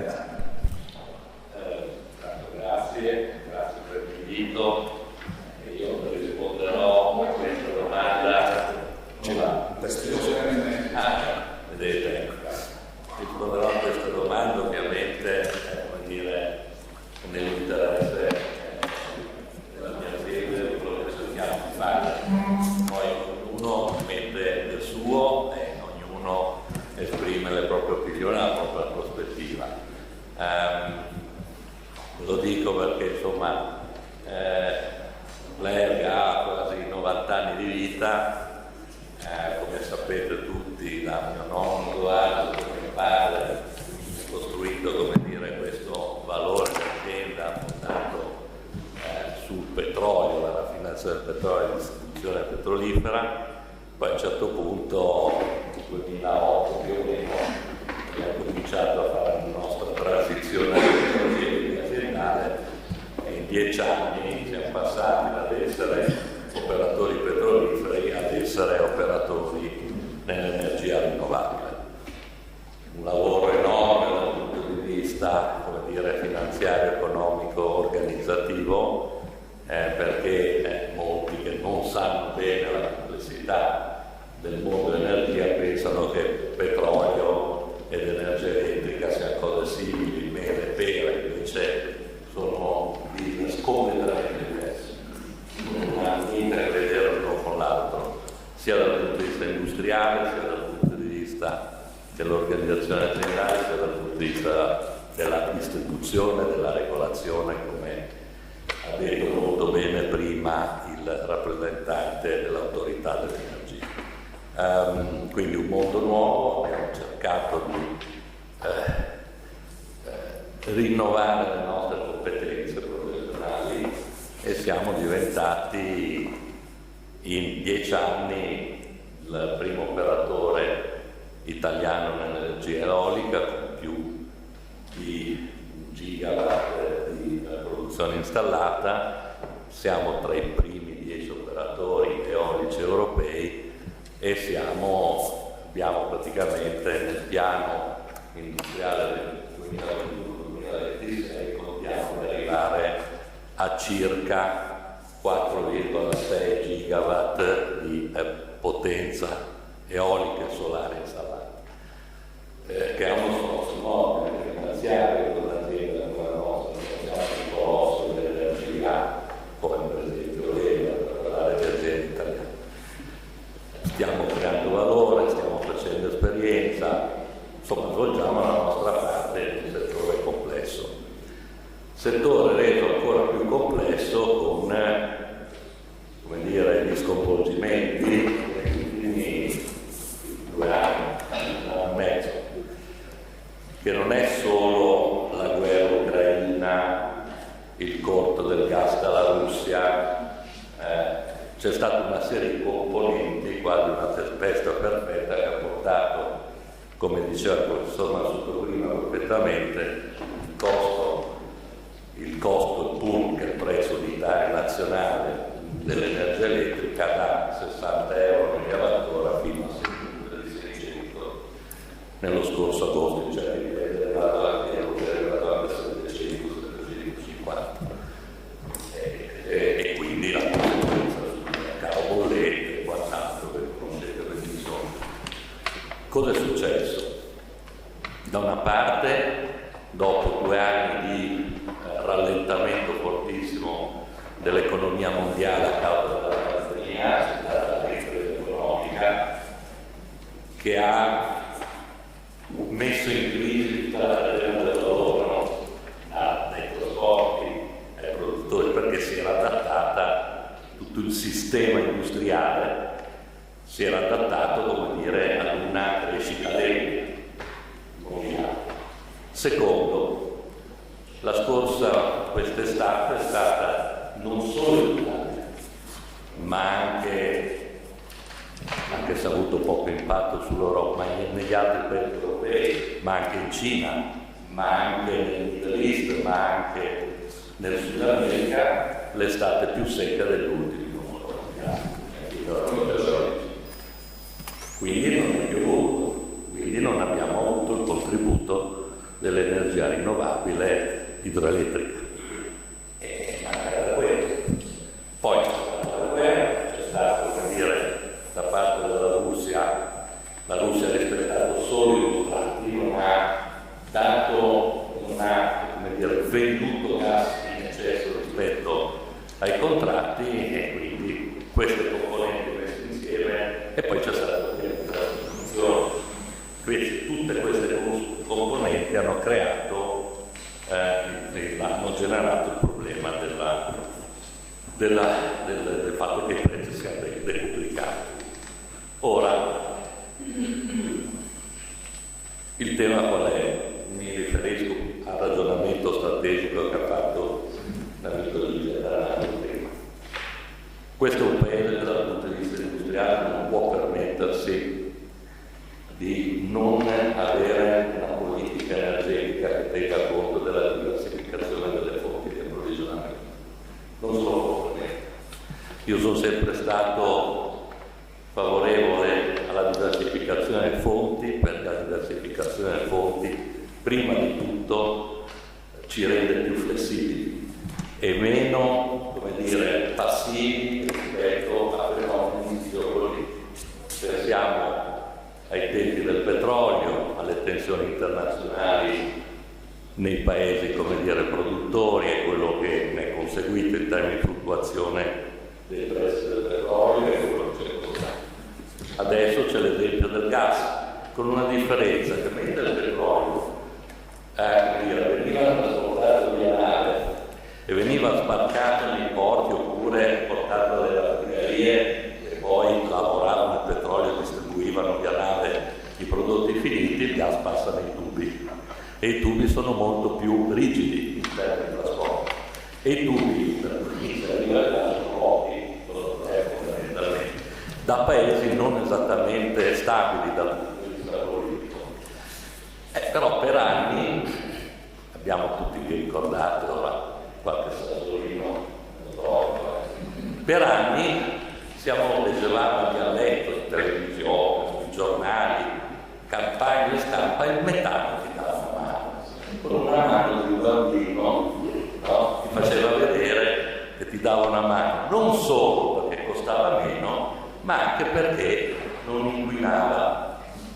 Poi ci siamo accorti dopo un po' di anni che forse il metano, anche il metano contribuisce alla confusione alle emissioni del CO2, allora ci abbiamo pensato, quindi non è un problema solo italiano, è un problema strategico europeo. Secondo, in primis la Germania ha pensato di poter essere più competitiva pagando il metano a prezzo spot, quindi senza contratto a lungo termine. Prezzo spot vuol dire che il prezzo lo fa l'ultima offerta, quindi in un momento di bassa crescita e di offerta lunga il prezzo si abbassa. Siamo arrivati a 60 euro, che diceva è arrivato l'amico del Rossi, che poi mi dice che sarà la sua, non so se caccia ieri, vedremo. Insomma, non abbiamo, dico tutto questo per dire che per chi fa impresa, e soprattutto per chi fa impresa sia dal punto di vista dei consumi, quindi chi consuma energia, ma anche chi la produce, ha bisogno di riferimenti di medio-lungo termine normativi, ma ha bisogno di piani per poter programmare gli investimenti. Quando mancano i piani, allora si fa in confusione e non si fa della politica energetica che tenga conto e degli aspetti ambientali e degli aspetti strategici. Questo manca a noi. Il Next Generation EU, giusto o sbagliato che sia proprio generato e vada magari rivisto nelle tempistiche, che sia troppo spinto sul sviluppo delle rinnovabili senza tener conto delle esigenze che non sono state prese prima, sia dal punto di vista della rete di distribuzione pensata, sia dal punto di vista delle esigenze delle imprese energivore e non solo, che probabilmente andrà rimodulato, però perlomeno ha dato il paese europeo un quadro di riferimento e delle risorse che in Italia sono state raccolte nel piano del PNRR, e ha dato alle imprese delle linee guida precise su cui le imprese hanno potuto programmare gli investimenti. Allora, così un'azienda come lei l'ha fatto, e l'ha fatto, voglio dire, mettendo insieme competenze, risorse, finanza e capacità realizzative. Noi ci siamo scontrati, avremmo potuto anche accelerare gli sviluppi, i nostri investimenti in Italia. Invece riusciamo a farli con una velocità minore rispetto a quanto vorremmo per due motivi. Il primo, perché strategicamente ci conviene avere una diversificazione geografica, e quindi investiamo in Italia e in altri paesi europei perché il clima può variare e quindi diversificando geograficamente c'è il rischio di avere, come dire, delle concentrazioni solo in un'area. Il secondo perché i sistemi normativi europei sono diversi e quindi anche i tempi, come dire, per ottenere i permessi sono differenziati. Quindi noi sviluppiamo delle pipeline, chiamiamo così, dei progetti in corso di autorizzazione e poi quando arriviamo ad avere il progetto autorizzato costruiamo. L'Italia ha, direi, tre generi di problemi per lo sviluppo della produzione di energia rinnovabile. Il fronte dei consumi, le abitazioni, le città, tanto tempo, noi siamo grandi produttori. Uno, nonostante il governo Draghi abbia semplificato l'iter, siamo ancora troppo lenti. Per poter realizzare un parco eolico ci vogliono mediamente 5 anni a invarianza di tecnologia. Significa che se io presento un progetto di una certa macchina, se per 5 anni ottengo il permesso non posso cambiare macchina. È come se ordinassi un'automobile oggi e mi dicessero sì, te la consegno 5 anni. Per 5 anni tecnologicamente. E questa è la prima cosa. La seconda cosa, lo diceva prima, speriamo sia una bella notizia, la posizione sempre avversa e contraria del Ministro della Cultura e Soprintendenza. Il 90% dei progetti eolici e rinnovabili che vengono presentati, il 90% viene bocciata dalla Soprintendenza, perché lo considera un'alterazione del paesaggio. Allora, io vorrei, non sono in grado di farlo io, ma visto che ormai ci sono competenze molto qualificate per fare degli studi, io vorrei che venisse fatto uno studio di questo paese, dei danni fatti ai beni culturali dai cambiamenti climatici. E forse capiremo che, anche se la sfida contro i cambiamenti climatici è una sfida difficilissima, capiremo che forse dare un contributo ai cambiamenti climatici positivo potrebbe ridurre probabilmente molti danni ai beni culturali, che sono tanti nel nostro paese. Se poi abbiamo degli esponenti di spicco dell'autorità che fanno battute definendo gli operatori delle rinnovabili, dei parchi eolici, come fossero dei violentatori bambini, allora non so, voglio dire, francamente mi sembra che siamo sulla strada sbagliata. Comunque, parte delle battute, il Ministero della Cultura, mi auguro, con le sovrintendenze, che possa cooperare di più rispetto al passato per, come dire, l'accelerazione degli investimenti rinnovabili. E questo è il primo tema. Il secondo tema sono le aste. Allora, per realizzare un parco eolico, un parco fotovoltaico, uno dei modi è partecipare alle aste pubbliche che vengono indette 2 volte all'anno. Ad oggi gli obiettivi, l'Italia per poter raggiungere gli obiettivi fissati in Europa dovrebbe realizzare 10 gigawatt all'anno di eolico. Non si fanno tutti con l'asta, perché si possono costruire e poi vendere a mercato, però le aste sono un ottimo sistema per incentivare questi investimenti. I valori massimi a cui si può partecipare alle aste sono datati di 2 anni, e cioè si riferiscono a costi per investimenti che ormai non garantiscono questi ideali, un po' per i problemi burocratici che dicevo prima, un po' per il costo eccessivo dato dall'aumento dei costi delle macchine, degli impianti per realizzare un parco, fa sì che gli obiettivi europei non siamo al passo con gli obiettivi che ci siamo dati all'Unione Europea. E questo cosa significa? Che se il PNRR per la parte energia prevede circa 65 miliardi di quota di contributo europeo dato all'Italia, non riusciremo a spendere. Una parte sì, ma una parte no. Allora, io mi auguro che a livello europeo ci sia una rimodulazione sia dei termini economici, dei massimali, sia delle tempistiche, perché la guerra altera i piani, e dall'altra parte che questo Paese riesca a trovare, anche dotando le regioni degli strumenti e delle competenze, peraltro previste dai PNRR, delle competenze per smaltire le pratiche, scusate il termine, perché allora il governo ha stabilito l'identificazione dell'area idonea, le regioni non l'hanno ancora identificate. C'è da una parte una difficoltà di coordinamento tra lo Stato e le regioni per questo aspetto.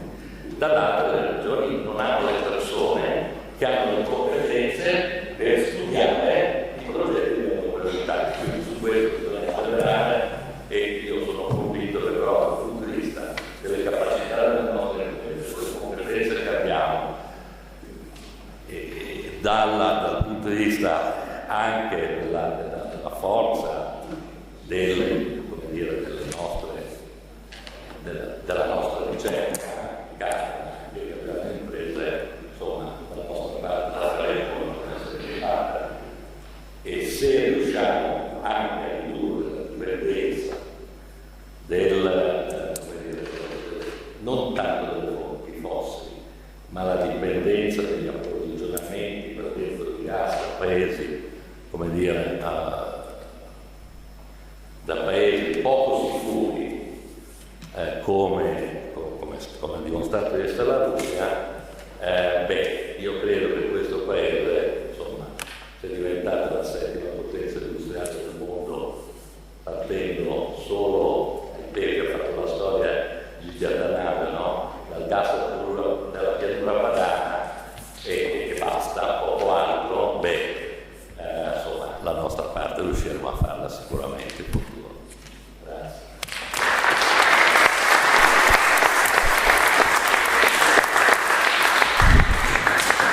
Io apprezzo molto le parole di fiducia, io sono contento perché è quello che di cui abbiamo bisogno, credere in quello che possiamo fare, lo abbiamo fatto, possiamo continuare a farlo.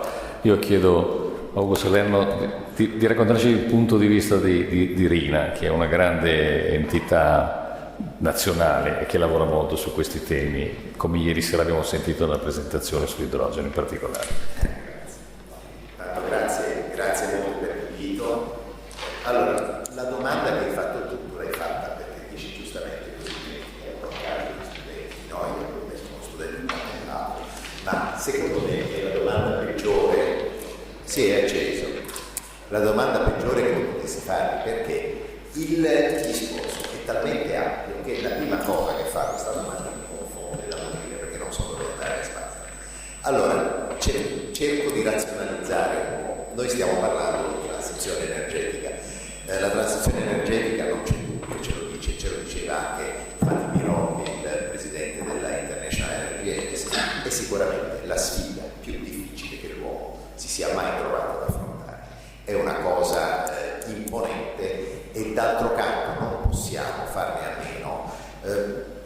Allora, è chiaro che tutti noi possiamo avere anche qualche dubbio su quello che è l'incidenza dell'attività umana sul riscaldamento globale, ma comunque sappiamo che la concentrazione di CO2 nell'atmosfera oggi ha raggiunto dei livelli che non si erano mai raggiunti nella storia del pianeta e se noi contribuiamo ad aumentarla, sicuramente contribuiamo ad aumentare l'effetto serra. Poi una certezza assoluta che il mondo non andrà riscaldandosi comunque non ce l'abbiamo, ma comunque dobbiamo fare la nostra parte, anche perché si tratta per noi di sopravvivere o non sopravvivere. Qualche centinaia di milioni di anni fa la Terra era più calda rispetto a oggi di circa 3 gradi. Questo voleva dire che in quel periodo il mare era 20 metri più alto. Questo vuol dire fare scomparire, se pensate, non so se siete mai andati a Mont Saint-Michel, a Mont Saint-Michel nel momento più alto la marea sono 13 metri, vedete quanto copre, quindi figuriamoci 20 metri, che cosa vuol dire? Vuol dire una catastrofe, vuol dire la scomparsa dell'umanità, non del pianeta, perché il pianeta vive tranquillamente anche con 20 metri di alto, noi abbiamo difficoltà. Allora, questa è una transizione che dobbiamo seguire, ma non dimentichiamoci che è una transizione, quindi coloro che pensano dal momento 1, dal momento attuale, dal momento in cui si prendono le decisioni, di dire cancelliamo l'anidride carbonica, cancelliamo i combustibili fossili, non fanno altro che fare in modo tale che questa transizione non avvenga e che noi non possiamo raggiungere gli obiettivi che ci siamo posti. Abbiamo già un obiettivo nel 2030 che io tendenzialmente sono ottimista, visto che faccio il capo azienda, perché altrimenti non lo farei, ma devo dire la verità che nella mia testa pensare che gli obiettivi del 2030 si possono raggiungere a meno di non cambiare completamente passo, ma completamente, e secondo me è assolutamente impensabile. Per ora vediamo un aumento della CO2 nell'atmosfera, quindi mi pare che stiamo andando nella direzione ma se dovessi immaginare io, con le conoscenze limitate che ho, uno perché la mia persona ha delle conoscenze molto limitate, ma due perché la tecnologia oggi è quella di oggi e noi non sappiamo quale sarà la tecnologia fra 35 anni, per esempio nel 2050, ma se dovessi immaginare il punto di arrivo, io immagino che l'energia potrebbe essere prodotta in quel momento essenzialmente da tre fonti. Una sono le rinnovabili, l'altra sarà il nucleare e l'altra sarà quella dei rifiuti, ma dei rifiuti non immaginando le tecnologie dei termovalorizzatori che oggi va benissimo utilizzare, ma tecnologie quali quelle per esempio del waste to chemical che non passano attraverso la CO2. Tecnologie che si stanno sviluppando adesso non sono ancora estremamente diffuse, ma poi come al solito quando la gente si rende conto che la tecnologia è utile, l'industria ci lavora e l'industria ci stupisce sempre, va sempre molto molto più avanti di quello che c'è. Nel frattempo però noi non possiamo fare a meno dei combustibili fossili o di altro e quindi a fianco a queste cose dobbiamo aggiungere quello che ci permette di fare la transizione. Una delle tecnologie più importanti che all'estero sta avendo grande successo, in Italia ancora poco, perché in Italia la risposta sembra vera, abbiamo le rinnovabili, quindi non si fa niente, è la cattura della CO2. La cattura della CO2 che oggi nel mondo vede centinaia di impianti attivi e vede la cattura di circa 110 milioni di tonnellate di CO2, ma che si moltiplicherà in un ordine di grandezza in futuro, è quello che ci consente di usare combustibili fossili impattando di meno. Ovviamente non la togliamo tutta la CO2, se ne può togliere. Oggi le tecnologie attuali ci permettono di arrivare con costi ragionevoli, cioè con costi comparabili a quello del costo delle emissioni di una tonnellata di CO2 a quasi il 90% e quindi è un bel passo avanti. Un'altra cosa che è fondamentale, che si può sviluppare, ma anche lì i volumi non sono ancora sufficienti, quello dei biocarburanti, biocombustibili, e poi un ulteriore aiuto ce la possono dare i combustibili sintetici che ad esempio si possono produrre in aree del mondo dove il costo dell'energia è ridicolo. Pensate, in Arabia Saudita oggi stanno producendo a meno di un centesimo al kilowattora. Qui Edoardo mi può dire quanto può produrre in Italia con le rinnovabili, penso che siamo tra i 5 e i 7, no? Sì. Siamo questi. Allora, ci sono posti del mondo dove l'energia è veramente molto economica, come il petrolio, combinazioni sono posti che coincidono.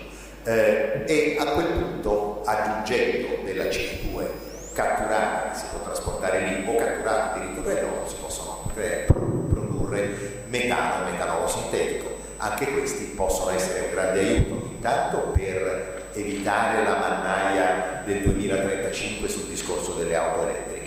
Secondo me la decisione di andare solo sulle auto elettriche, anche se le auto elettriche sono una delle soluzioni, saranno una delle soluzioni del trasporto sempre più estesa, però nel frattempo se noi riusciamo a continuare ad avere la leadership europea nella produzione di automobili e di motori a combustione interna, magari utilizzando dei combustibili che sono dei combustibili non più i combustibili fossili iniziali, ma dei combustibili ottenuti per esempio attraverso la cattura della CO2 oppure attraverso la fermentazione e quindi metano, biometano, eccetera. Almeno ci evitiamo questa mannaia, poi il futuro ci dirà che le automobili sono probabilmente tutte quante elettriche, tutte idrogeno, ma per il momento diciamo è una transizione, non ci dimentichiamo che è una transizione, non dobbiamo ucciderci. Dobbiamo arrivare vivi al momento in cui non c'è la CO2, altrimenti non ce l'era di non avere la CO2, per cui cerchiamo di arrivarci. Allora, sempre per cercare di razionalizzare, come si trasmetterà questa energia? Questa energia in futuro si trasmette soltanto in due modi, attraverso l'elettrone o attraverso la molecola. La molecola è l'idrogeno. Quindi dovremo pensare alla generazione di energia elettrica o alla produzione di idrogeno. Perché la produzione di idrogeno? La produzione di idrogeno ci serve perché è un eccellente vettore di energia, ma è anche un eccellente immagazzinatore di energia. Quando ci parlavano della rete elettrica che giustamente è soggetta a degli stress enormi, quanto più aumenteremo con le rinnovabili, tanto maggiori saranno questi stress. D'altro canto bisognerà adeguarsi perché le rinnovabili ci vogliono e sono fondamentali. Beh, uno dei modi, per esempio, per immagazzinare l'energia non è soltanto quello di fare dei bacini di acqua sopraelevati, oppure mettere delle montagne di batterie, e lì qualche dubbio ce l'ho, perché la tecnologia delle batterie, comunque la tecnologia, i materiali delle batterie sono appannaggio di altre aree, in particolare della Cina, ma comunque uno dei modi è quello di produrre idrogeno, e l'idrogeno è utilissimo, e qui Tonino poi ce lo potrà spiegare molto meglio di me, perché ad esempio l'idrogeno è la fonte di energia, il trasportatore di energia fondamentale per tutta quella che è l'industria che chiamiamo hard-to-abate, cioè a cominciare dal mondo dell'acciaio, ma a continuare col mondo del cemento, col mondo del vetro, eccetera, che non possono lavorare solo sull'elettricità, ma hanno bisogno anche di una spinta molto forte che oggi viene data dal metano, piuttosto immagino essenzialmente il metano, no? E domani potrà essere data dall'idrogeno allo stesso modo. Quindi questo per quanto riguarda la trasmissione. Come possiamo pensare che utilizzeremo l'energia che produciamo e che trasportiamo? Beh, ci sono tante aree, ci sono gli hard-to-abate, ci sono i trasporti, c'è l'edilizia delle città residenziali, c'è l'IT che sta diventando uno dei consumatori grossi di energia al mondo. Però prima di dire questo volevo fare un altro ragionamento, perché io ho parlato di energia, ho parlato di transizione, generazione di energia, eccetera. Però c'è un'energia, l'unica energia veramente pulita, è quella che noi non utilizziamo, quella che noi non produciamo, cioè quella che è legata all'efficienza energetica. E l'efficienza energetica può giocare un ruolo importante, abbiamo ancora tanti margini. Facevo due conti, io cerco sempre, quando parliamo di principi, poi di portarli nella pratica, di fare i conti e cercare di capire se quello che stiamo dicendo sono delle sciocchezze, sono delle cose mille, oppure parliamo di numeri realistici. Allora, in Italia noi abbiamo un settore residenziale che consuma all'incirca il 27% dell'energia del paese. Questo settore residenziale è essenzialmente di classi energetiche modeste, le classi A, 4, eccetera, eccetera, sono pochissime. Allora, se noi facessimo quello che si pensava di fare con il 110, che in parte si è fatto, ma in piccola parte, se noi facessimo saltare di 2 categorie tutti gli immobili italiani, noi avremmo un risparmio energetico che è all'incirca 158 terawattora. Sono numeri che non dicono niente, quando si terawattora è un oggetto assolutamente misterioso. Però se facciamo conto che noi in Italia utilizziamo circa 1360 terawattora in un anno, vuol dire che possiamo ridurre il consumo energetico dell'Italia di più del 10%. Non è un'assurdità aumentare di 2 classi energetiche, non dico che tutti gli immobili devono andare ad A4, se andassero tutti gli immobili ad A4 il risparmio sarebbe il doppio, sarebbero più del doppio. Comunque abbiamo questa possibilità. Cerchiamo di fare efficienza energetica dovunque possiamo farla sicuramente nei trasporti.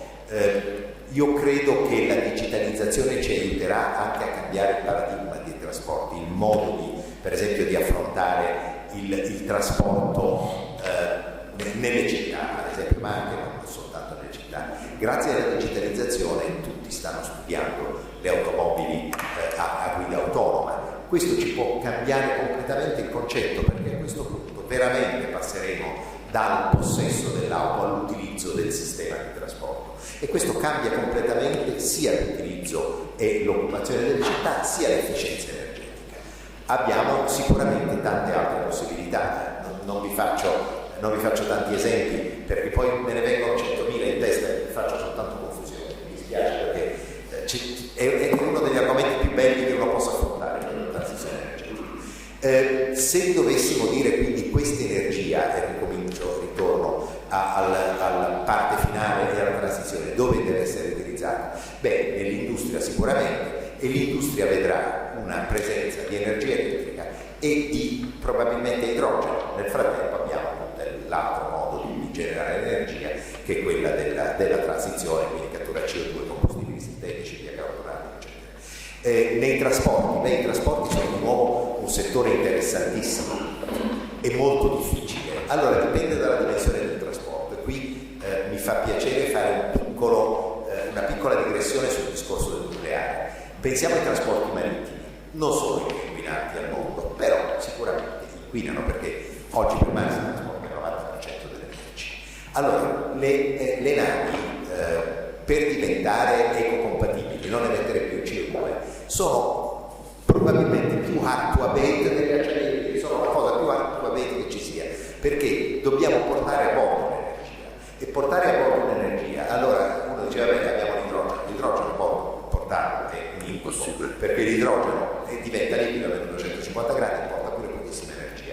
Per darvi un'idea, un litro di ammoniaca a meno 34 porta quasi il doppio dell'energia di un litro di idrogeno, quindi, ma l'ammoniaca è un'altra rogna, scusate il termine poco elegante, grossissima perché è estremamente tossica e poi perché non ce n'è ammoniaca, dobbiamo trovarla, dovremo avere una rete di distribuzione.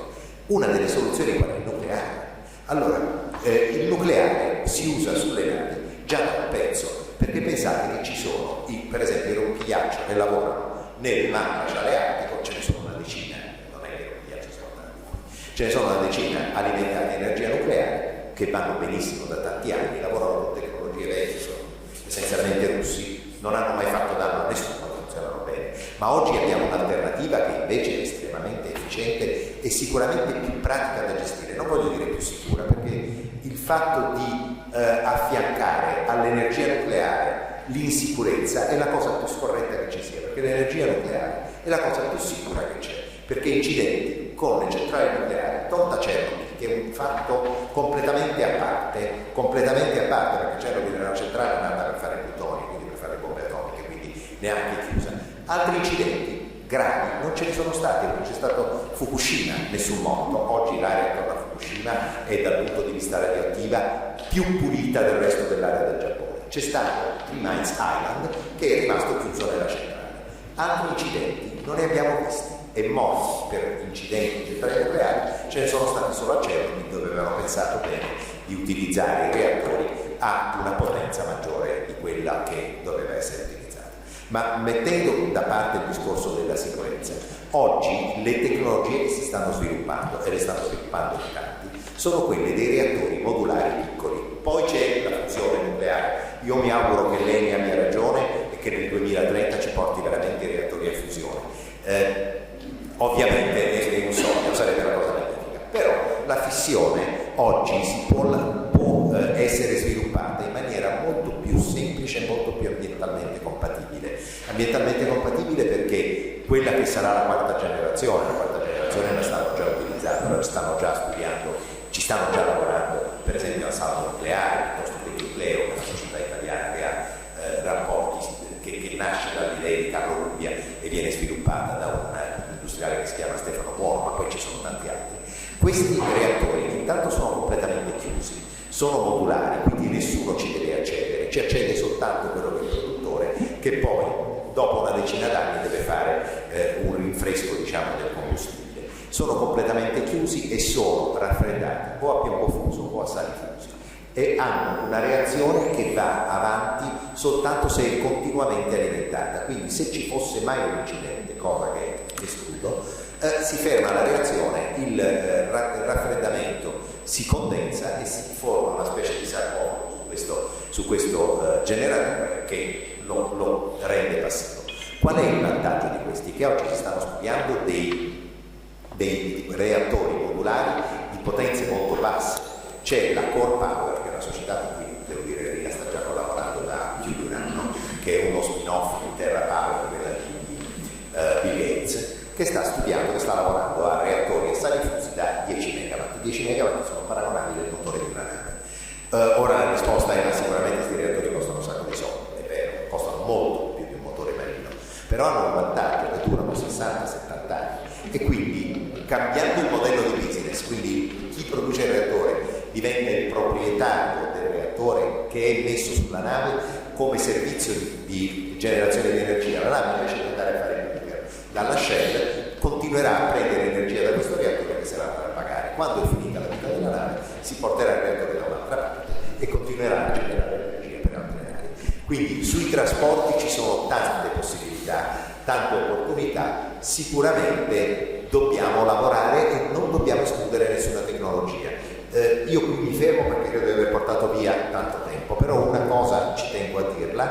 e che per vincere questa sfida noi non possiamo assolutamente fare a meno di nessuna tecnologia e dobbiamo essere persone oneste, cioè dire cose realistiche, non lavorare, parlare di principi e poi non calare questi principi nella realtà. Grazie.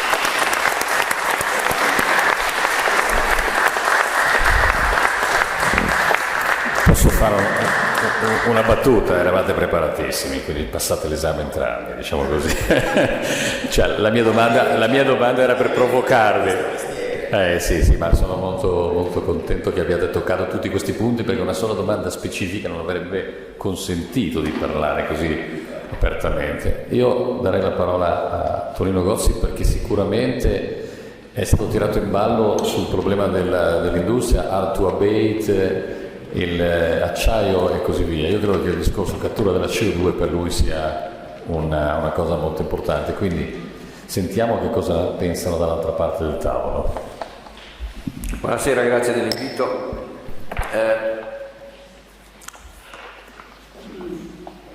Premesso che, perché è bene ricordarlo, no? L'Europa pesa meno del 9% delle emissioni totali di CO2 nel mondo e l'industria europea pesa meno della metà del 9%. Quindi se con un colpo di bacchetta magica chiudessimo tutta l'industria europea non avremmo risolto alcun problema del climate change. Premesso tutto questo, che è bene però sempre ricordarlo,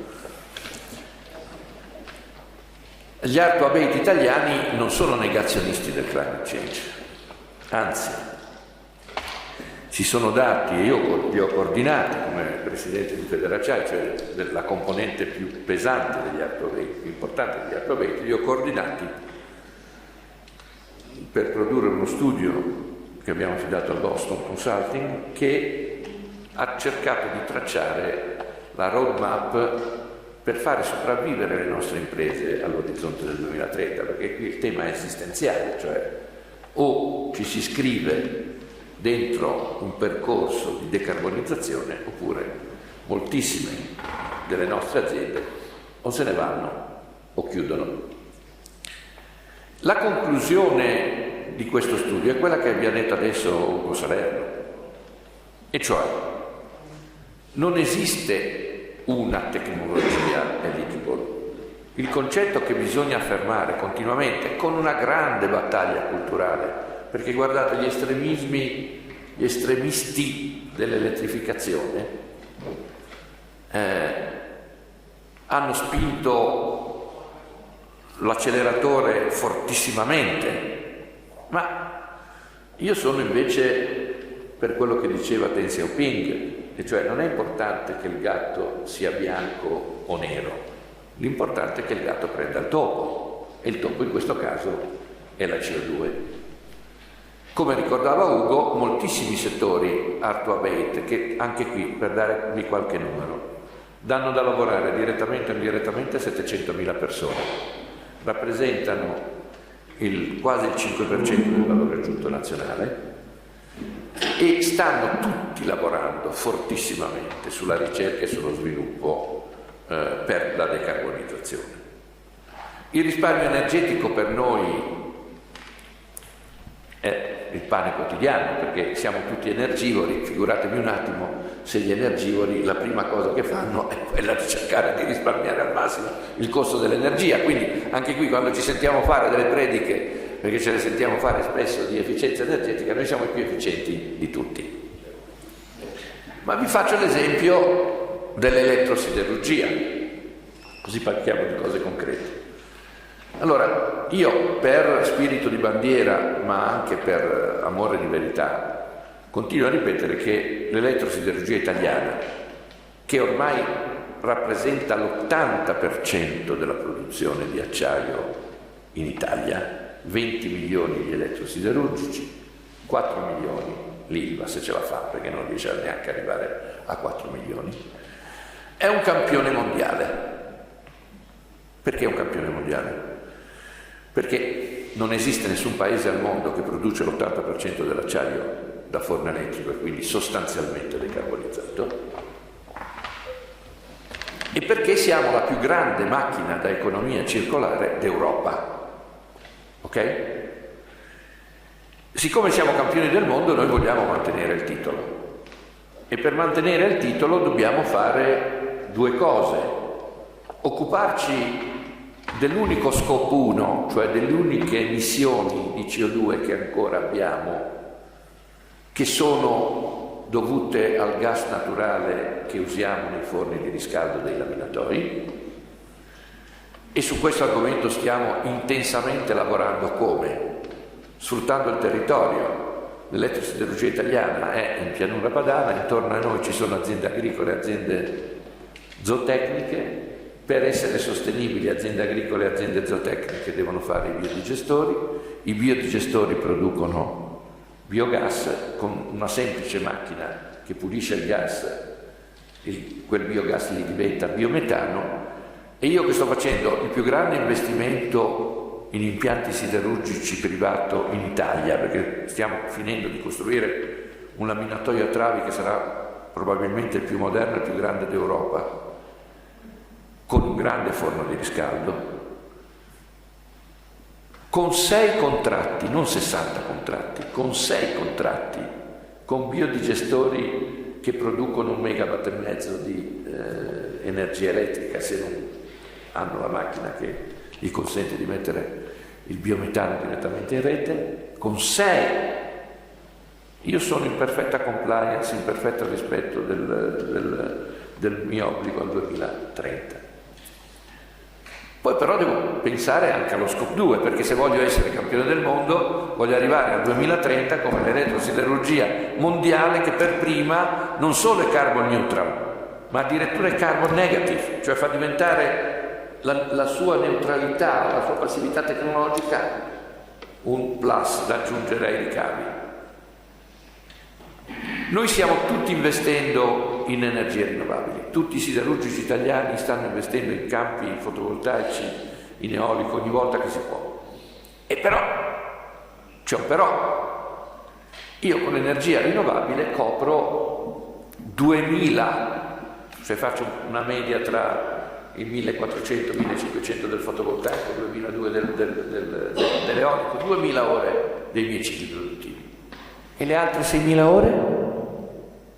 Sulle altre 6.000 ore io ho bisogno di energia di base stabile, baseload si dice in gergo, decarbonizzata. E ci sono solo 2 tecnologie che mi consentono di avere il baseload decarbonizzato, senza il quale, come diceva Gigi, l'industria italiana se ne va e l'Italia resta un paese senza manifattura, perché gli hard to abate sono la sommità delle filiere. Se voi levate l'output degli hard to abate, sotto non ci resta più niente. Ok? Chiaro questo concetto? Bene. Allora, le uniche 2 tecnologie sono il nucleare di 4ª generazione e l'utilizzo del gas nella transizione con il carbon capture. Altra cosa non c'è. Allora, siccome io mi occupo una certa età, quindi non è che posso pensare, sì, però mi devo occupare di far sopravvivere le aziende da qui ai prossimi 10-15 anni, questo è il mio focus, è la mia concentrazione. Allora, io non riesco a capire per quale motivo il paese che è più strutturato di tutti i paesi europei per quanto riguarda il gas, 5 tubi, Passo Gries, Tarvisio, TAP, da cui probabilmente, Dio grazie che si è riuscito a farlo, perché avremo 10 miliardi di metri cubi di meno e probabilmente arriva a 12 senza grandi.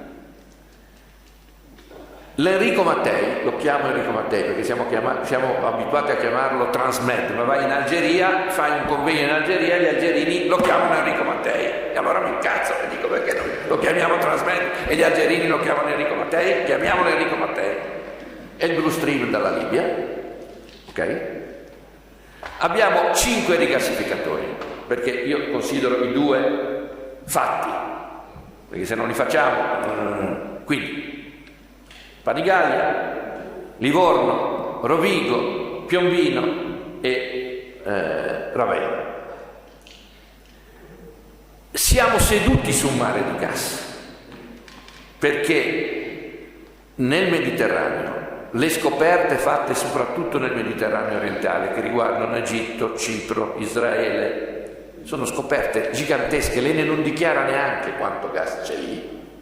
Allora io mi chiedo, ma abbiamo un parco di cicli combinati turbogas relativamente moderni, abbiamo le tecnologie della carbon capture e dobbiamo spingere ancora di più per lavorare e per essere leader in Europa sulle tecnologie della carbon capture. Qual è la ragione per la quale, se io posso utilizzare il gas e lo decarbonizzo completamente, devo essere tacciato di eresia? Allora parliamo di religione, non di economia, ma io non mi occupo di religione, io mi occupo di economia e tecnologia. Allora, i tedeschi hanno imposto all'Europa il tema dell'idrogeno, semplice. L'idrogeno ha tutti i problemi che dice Ugo e poi ha un piccolo problema, altissimi capex e altissimi opex per ora, ok? I tedeschi ci hanno messo 9 miliardi per finanziare i capex e poi, guarda caso, nel Mare del Nord hanno 600 ore di prezzi negativi dell'energia elettrica. E beh, allora se tu per utilizzare l'energia elettrica mi dai addirittura dei soldi, non la pago, ti do 50, 60, 70 euro, e forse l'equazione e quindi hanno lavorato su questa cosa qua. I francesi, Macron, nella discussione infinita della tassonomia europea sulle tecnologie, ha imposto il nucleare di quarta generazione, ma ha imposto il nucleare. Perché l'Italia si fa mettere in un angolo sulle tecnologie di carbon capture, di carbon utilization, su cui si investe poco? Perché se si spendesse la metà di quello che si è speso in ricerca per l'idrogeno, in ricerca per l'utilizzazione delle CO2, di utilizzo delle CO2, beh, noi avremo, sempre fuori dall'ambito religioso, perché non mi occupo di religione, della neoreligione, noi avremo una soluzione. L'Italia deve farsi sentire a quel tavolo lì. Deve farsi sentire perché siamo il secondo paese industriale d'Europa, siamo seduti su un mare di gas, abbiamo le tecnologie per utilizzare la transizione per i prossimi 15-20 anni, che sono quelli di cui mi devo occupare. Del resto, francamente, come diceva Keynes, nel lungo periodo. Ok? Allora,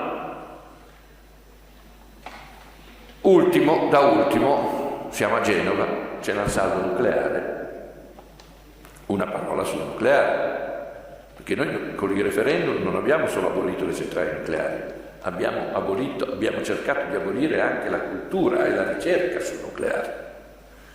L'ultimo nucleo di conoscenza importante sul nucleare in Italia sta qua. Io non sono un esperto e non do giudizi, è però una riflessione su quale sia lo spazio possibile per noi su questo argomento la farei. Nel frattempo Federacciaia ha dato vita ad un gruppo di lavoro con un saldo nucleare per studiare assieme una proposta finanziaria da fare agli sloveni per il raddoppio della centrale nucleare slovena che è all'ordine del giorno e per vedere se attraverso l'investimento dei siderurgici italiani nel raddoppio della centrale slovena è possibile avere un off-take di energia a prezzi stabili e di lungo periodo. Questo è quello che stiamo facendo. Siamo ottimisti perché il tema del biometano, ad esempio, sta marciando velocissimamente e perché io credo che una riflessione di fondo sul gas e sull'utilizzo del gas nella transizione energetica sarà fatta e acquisterà spazio e quindi cerchiamo di portare a casa la nostra sopravvivenza e la pagnotta coltivando un concetto laico di neutralità tecnologica.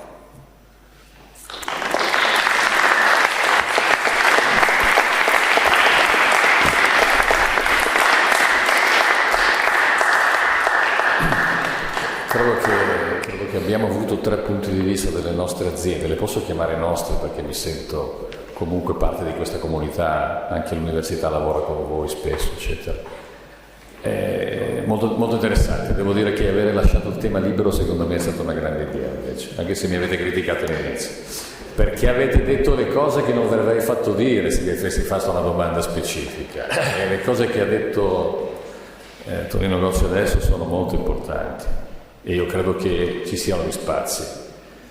Nel 2001 ricordo che pubblicai il mio primo articolo sulla cattura della CO2. Quindi ci lavoriamo da una vita e il problema è che poi non si è fatto il passo decisivo, perché questo paese, come sempre, cambia opinione, cambia idea, cambia governo, arriva uno dice una cosa e dice il contrario. Scusate, non lo dico più. Voglio introdurre una persona col quale io ho avuto modo di lavorare in questi ultimi 6 mesi, 1 anno circa, che è Corrado La Forgia. Corrado La Forgia è il vicepresidente di Federmeccanica con la delega alla transizione, quindi credo che sia nell'occhio del ciclone da questo punto di vista, e Corrado è la persona che secondo me può dare alcune indicazioni. In particolare io credo che qui abbiamo sentito parlare di Hard to Abate, che è uno dei temi. L'altro tema sono i trasporti, perché noi sull'elettrico possiamo fare tante cose. Abbiamo sentito ERG, facciamo i pannelli fotovoltaici, facciamo questo, facciamo quello, eccetera, eccetera, ma su questi 2 temi, Hard to Abate, quindi ceramica, siderurgia, chimica, eccetera, eccetera, cemento, e i trasporti.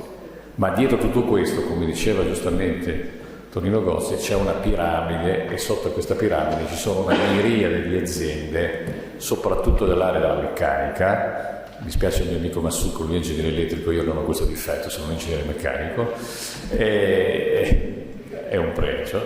Anzi, io ero un navalmeccanico, poi sono arrivato un meccanico, e quindi lascerei la parola a Corrado perché ci dia veramente quello che è la visione di un mondo della Federmeccanica, che ricordo è la più grande associazione all'interno di Confindustria da questo punto di vista, quindi con la rappresentanza di grandi aziende e soprattutto di un paese che è il secondo paese, diciamo, delle produzioni industriali europeo dopo la Germania, quindi non stiamo parlando di cose piccole, stiamo parlando di quello che è il nostro futuro. Anche io penso ai prossimi 10-15 anni, se ci arrivo, diciamo così, nel senso che sono la mia visione, anche se per questione accademica sono obbligato a pensare al 2050, ma avrò quasi 100 anni, quindi non credo che sarà il mio problema in quel momento.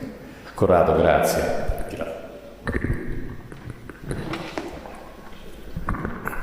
Sì, intanto grazie per avermi invitato in una città che io amo per diversi motivi, diciamo. Noi di Federmeccanica, lo dico subito, lavoriamo benissimo con l'Università di Genova, con Fausto, con Luca Beltrametti che è lì, oltre che di Padova e anche di Bari. Perché lavoriamo con loro? Perché quando proviamo a parlare con situazioni di consapevolezza, e di cui voglio riprendere. Oggi i colleghi che mi hanno preceduto credo che abbiano illustrato in maniera molto chiara che il sistema così com'è non è bilanciato. Cioè noi questi dati, questi obiettivi non li prendiamo, l'hanno detto molto chiaramente loro, perché è un sistema. Poi dopo consentitemi farò una piccola parentesi sull'automotive perché è quello che conosco di più. La grande operazione da fare è l'operazione consapevolezza. Io riprendo quello che ha detto il Presidente prima, mi è piaciuto molto. Noi cosa possiamo fare? Che è un po' il ruolo nostro. Io sono in una situazione strana, nel senso che parto tanti anni fa come progettista di bruciatori a carbone, a olio per l'Ansaldo. Poi faccio un percorso di carriera per cui divento un manager, poi divento amministratore delegato di un'azienda, di una multinazionale fino a qualche tempo fa tedesca e adesso cinese, quindi diciamo ne ho viste un po' tante. Allora l'operazione da fare è consapevolezza, che qui avete fatto in maniera bellissima e che dobbiamo fare tutti, perché guardate, in Federmeccanica noi rappresentiamo tantissime aziende, il 90% di queste sono piccole e medie imprese. Voi dicevate prima a Genova si fanno le cose, certo che si fanno, però attenzione, sono i grandi. Dietro c'è tutta una schiera di imprenditori, fior di imprenditori, cioè gente che è stata capace da zero di portare ad aziende da 100-200 milioni di euro. Quindi non il manager che spesso si pavoneggia e che gli piace parlare, no? Qui è gente tosta che però sta aspettando di capire che cosa fare. E in questo momento c'è una simmetria di confronto pazzesca. L'accademia, la scienza, è in soggezione con l'ideologia e con la politica a volte. E questo è un problema serio, perché o ci riprendiamo in mano questo aspetto culturale, che non significa fare lobby, poi ci sono anche quelle, qui lo sanno tutti, ma io non sto parlando di quello, io sto parlando di affermare le cose in maniera precisa. Anche oggi un esempio, non me ne vorrà il sindaco, mettiamo la pala eolica, certo tutti vogliamo mettere la pala eolica, ma se guardo i dati che sono dell'Università di Genova, noi dovremmo di qui al 2030 installare di FER, oggi sono 47 terawattora, non dicono niente i numeri, però sono tanti, il 2030 ne dobbiamo avere 110, da 47 a 110. Qui i colleghi non mi daranno, spero mi diano ragione, per fare un kilowatt a casa io ho bisogno di 5 metri quadri. Mo da 1 kilowatt, scusate il mo, è un intercalare barese e me lo consentite per cortesia, adesso io da 1 kilowatt devo arrivare, guardo, se dico delle fesserie me lo dica, dobbiamo arrivare a 110 terawattora. Ma noi, quante regioni italiane, cioè come dobbiamo fare? E quante paleoliche? Ok, le mettiamo lì sulla diga, io avrei chiesto al sindaco, io sono d'accordo, andiamo insieme a metterle, però facciamo un'operazione verità, perché se diciamo che mettendo delle paleoliche risolviamo il problema, non abbiamo fatto un'operazione verità. E io con questo, questa se volete è asimmetrica come informazione, no? Perché io, l'accademia, e deve veramente sudare 7 camicie per convincere che è così, però a me basta una paleolica, abbiamo finito. Certo, è il fattore di scala dove lo mettiamo, è il fattore di scala dove lo mettiamo. Quindi noi dobbiamo fare una grande operazione culturale, non lobbistica, e secondo me dobbiamo parlare anche facile, cioè noi manager secondo me dobbiamo parlare anche più facile, in modo tale che ci sia un confronto specialmente con i giovani. Non è una critica, guardate questa sala, siamo tutti da 50 in su, Ma 50, facciamo 50, va, facciamo 50, siamo over 50 e vedo lì in fondo, vedo alcuni. Guardate noi, e non esiste età, lo dico al Presidente, non esiste età per confrontarsi con i giovani, non esiste età. Se gli argomenti sono quelli giusti, uno può avere anche 184 anni e riesce a parlarci. Quindi dobbiamo fare un'operazione consapevolezza. Prima sentivo il piano B. Il piano B si chiama consapevolezza, perché tanto non si sfugge, e adesso arriviamo all'automotive, non si sfugge, o è così o è così, è troppo facile fare una politica per procura. Io questi sono gli obiettivi e tu lo fai, che è quello che noi stiamo subendo nell'automotive, ma ci arrivo tra un attimo all'automotive e poi concludo perché non voglio tediarvi di più. Abbiamo però la sua domanda, che cosa possiamo fare? Noi dobbiamo fare anche quell'efficientamento che si diceva prima, però attenzione, non tutti lo fanno, perché come dice il professor Beltrametti qui seduto in sala, nel piano Industria 4.0 noi abbiamo speso miliardi di euro, tanti, ma invece di fare produttività, e con Fausto l'abbiamo visto, invece di fare produttività abbiamo fatto sostituzione di impianti, tant'è che la nostra produttività sta lì.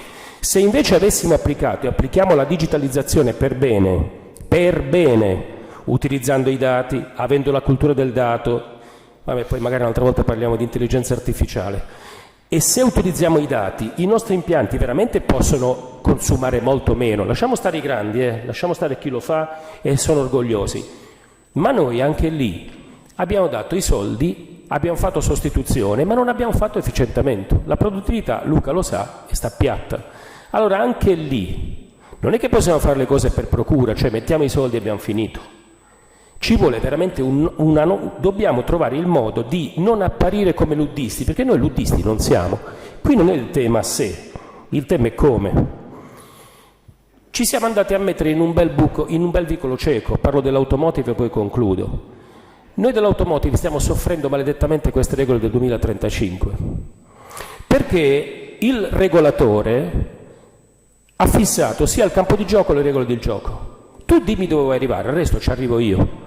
Io con i combustibili sintetici, è chiaro che ho bisogno dell'idrogeno, ho bisogno della CO2, l'idrogeno non deve costare tanto, però abbiamo detto andiamo in Arabia Saudita, perché se lo faccio qui l'idrogeno giochi facile. Ma quanto ti costa? 1 chilo di idrogeno mi spende il consumo di una famiglia per una settimana di 3 persone. Oggi tu lasciami giocare la partita, perché se tu mi lasci giocare la partita e non mi imponi l'elettrico, tanto per capire, un motore elettrico impiega una persona dove un motore a combustione ne impiega 10. Allora, se tu mi imponi un motore elettrico come soluzione, tu stai fissando il gioco e le regole. Non funziona, è asimmetrica la cosa. E per di più, io conosco la Cina, ci stiamo andando a mettere in un vicolo cieco, perché la Cina, nonostante tutto, ha sviluppato 10 anni fa veicoli elettrici che noi non riusciamo a fare low cost, perché non abbiamo in mano le materie prime e non abbiamo in mano neanche il ciclo e di produzione e di recupero della batteria, che fa il 50% del veicolo. Una batteria costa 6.000 euro, e noi siamo totalmente rimbambiti. Adesso ci ritroveremo con tanti veicoli elettrici, parecchi verranno dalla Cina, cose che francamente non mi spavento per le cose che dirò dopo, non mi spaventa il discorso della Cina, li conosco molto bene. E però che cosa accadrà? Accadrà che se dovessimo fare 6 milioni di veicoli di PNRR, dovremo aggiungere altri 14 terawattora che probabilmente non verranno dall'elettrico, cioè non verranno dalle fonti, abbiamo visto dove siamo, li faremo a carbone. Quindi ho preso la CO2, la sposto paro paro dalla marmitta e la vado a mettere da un'altra parte. Non sto banalizzando, cioè noi, tutta questa cosa sta accadendo qui e adesso. È chiaro che vivremo di compromessi, questi obiettivi non si raggiungono, l'hanno spiegato molto bene chi viene prima di me. Questi obiettivi non si raggiungono. Questo significa che dobbiamo fermarci? No, perché qui viene l'altro tema di geopolitica. Proviamo a metterlo al contrario il tema. Se noi sviluppassimo, ma degnamente, politiche di riduzione di CO2, questo un domani può diventare anche il nostro know-how ed esportabile nel mondo. Mettiamolo al contrario. Perché Shanghai, Pechino ogni tanto si fermano e spengono le fabbriche? Non è che te lo chiedono, Le nostre fabbriche lì non è che te lo chiedono, si spegne perché non si respira. Quindi anche loro, che oggi stanno facendo circolare veicoli elettrici alimentati a carbone, prima o poi dovranno pur loro pulire l'aria. E secondo voi che fare? Se noi avremo sviluppato in maniera consapevole un percorso serio, ci possiamo fare anche il business sopra. Se noi riuscissimo a fare un unicum italiano di sviluppo, ecco perché noi non siamo lobbisti. Quello che stiamo provando a fare in Federmeccanica, quello che stiamo facendo con gli accademici, è provare anche a trasformare problemi in opportunità, ma non un modello basato sulla delega, 4 si mettono a gridare e noi dobbiamo fare queste cose qui, perché io poi vorrei capire quelli che pensano che questa roba qui si faccia, siccome stupidi non sono, perché qui dalle mie parti si dice il più fesso conosce 7 lingue, siccome stupidi non sono, stanno semplicemente spostando in avanti il problema. Io concludo nel senso che apprezzo molto quello che ha detto il Presidente. Cosa possiamo fare? Operazione consapevolezza, coinvolgimento e provare a portare il confronto su un terreno di simmetria, non dove io ho fior di cervelli e questa è una sede meravigliosa e dall'altra parte devo svendere tutto perché dall'altra parte c'è uno che grida di più. Non funziona così. A noi manager, noi che abbiamo responsabilità, un linguaggio più facile. A volte siamo un po' troppo autoreferenziali, a volte ci piacciamo troppo. Guardate che sotto di noi c'è un sacco di gente che sta, imprenditori che vogliono da noi capire, dateci una mano dove andare. Cosa che la politica in questo caso, in questo momento non funziona. Faccio un piccolo esempio per l'automotive che è stato devastante. Non è che si fanno le politiche sull'automotive facendo i referendum tra gli automobilisti, volete quello elettrico, cioè, e questa è una cosa che ci fa male. Non è un problema di colore politico, credetemi, non è questo il tema, l'abbiamo detto prima, non facciamo politica, però non si dice facciamo un referendum, questo sì che ammazza l'Accademia. Grazie.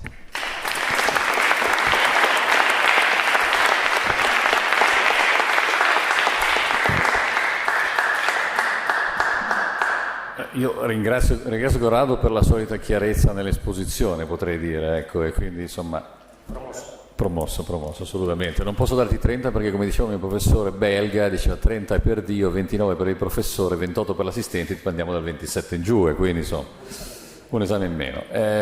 Io credo che sia molto tardi ormai, quindi non so, però prima di chiudere, siccome gli ospiti sono veramente persone importanti e hanno detto delle cose molto importanti, io faccio ricerca, faccio formazione, quindi sentire dire da loro certe cose un po' mi colpisce anche nell'animo, perché un po' di responsabilità l'abbiamo anche noi dell'Accademia, perché ci piace andare dietro a quello che sono le mode sostanzialmente, e a volte esageriamo, però insomma è anche vero che alcune volte la azzecchiamo, alcune volte si sale, si scende. Io faccio una proposta proprio velocissima, una battuta da due minuti su un tema che volete voi, ma io penso che potremmo sentire che cosa pensate, lui l'ha già detto sostanzialmente, dell'opzione nucleare. Prego. Io devo andare un attimo e poi torno.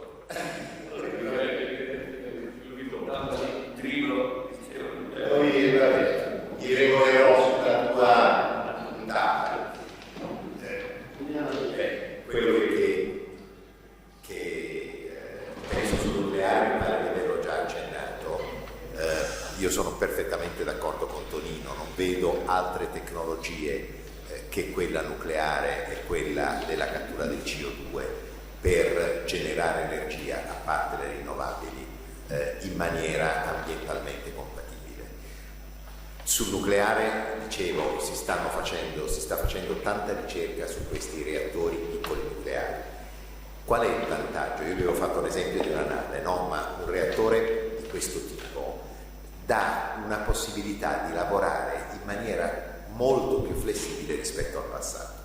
Io non immagino onestamente che in Italia noi costruiamo centrali nucleari come quella di Flamanville o quella di Olkiluoto, non perché non siano sicure, di nuovo ritorniamo, perché non è quello il problema, ma perché c'è una questione di tempi. I tempi in Asia sono diversi, perché una centrale di questo tipo si costruisce in 7 anni. Noi vediamo quali sono stati i tempi. Olkiluoto è andata in funzione credo 2 mesi fa, 3 mesi fa. Flamanville è ancora in piena costruzione, non so quanto tempo ci vorrà, ma uno dei problemi per esempio è che in Europa noi abbiamo perso gran parte della competenza del mondo nucleare, e il delitto che la competenza stava proprio qua. Io sono un napoletano trapiantato a Genova, adoro Genova, mi dispiace da morire vedere che questo che era probabilmente uno dei centri di maggior competenza al mondo nel settore nucleare sia stato smantellato per delle decisioni assolutamente irragionevoli, per delle decisioni assolutamente non informate, no? Ma il fatto di avere dei reattori piccoli modulari ci consentirà anche a noi italiani di utilizzare l'energia nucleare, perché vuol dire che questi reattori potranno alimentare una fabbrica, potranno alimentare delle aree, e questi sono costruiti in fabbrica, non sono costruiti sul posto, quindi non abbiamo il problema dei permessi, le dimensioni sono completamente diverse, anche gli investimenti da fare sono completamente diversi. È chiaro che se io faccio una centrale nucleare da 1,5 o 2 gigawatt ho degli investimenti che poi nel tempo si ripagano, perché il kilowattora prodotto dal nucleare è più economico di tutti gli altri kilowattora, ma ci metto 80 anni per accorgermene.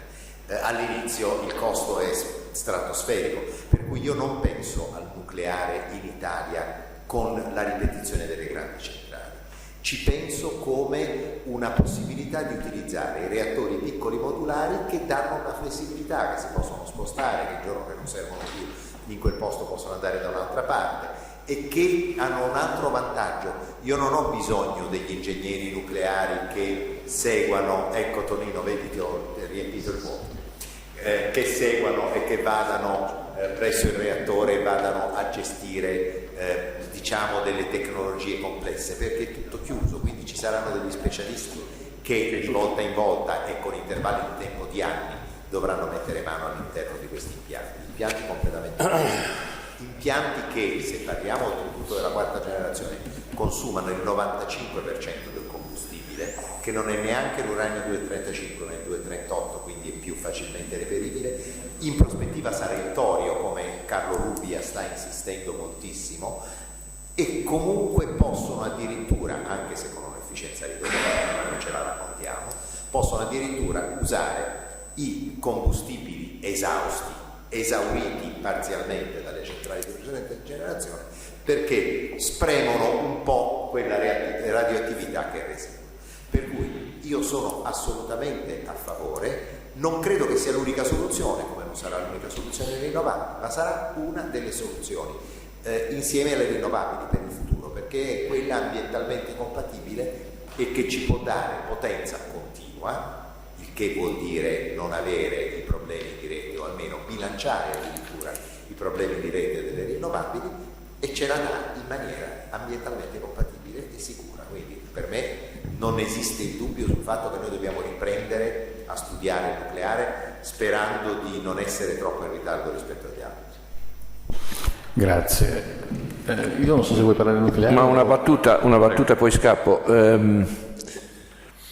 Ecco, l'interrogativo è questo qua che ci ha dato Ugo oggi, cioè un assessment per capire realisticamente che cosa come Italia possiamo fare o non fare sul nucleare di quarta generazione aiuterebbe tutti. Io non vi so rispondere a questa domanda, non lo so, però se sgomberiamo il campo dall'ideologia e dalla religione e andiamo a verificare concretamente, perché può darsi che effettivamente il tempo sia perso, oppure invece può darsi che ci siano segmenti, nicchie sulle quali noi possiamo dire la nostra. Questo secondo me sarebbe molto importante per il sistema Italia in senso complessivo. Vi ringrazio e scappo. Vuoi dire qualcosa? Sì, non ho la competenza dei colleghi, ma io proprio per cominciare a ridurre quella simmetria di confronto da un po' di tempo parlo di energia del sole, perché più del sole non c'è nulla di naturale. Quindi a chi chiede, è chiaro che i numeri dicono che abbiamo bisogno di energia. Io penso che la fusione nucleare possa fare qualcosa, e quella che è nel sole arriverà tra 50 anni, ma cominciamo a investirci e ci arriviamo. Quindi io la chiamo energia del sole, così togliamo dal campo sta parola nucleare che non piace a tutti. Grazie. Allora io concludo, ovviamente abbiamo passato un pomeriggio molto lungo e molto interessante.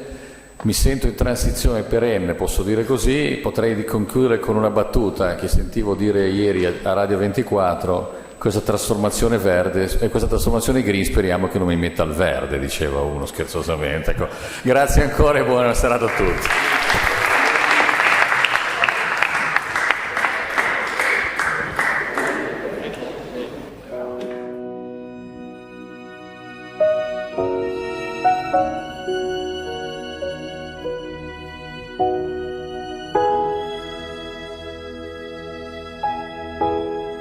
Thank you.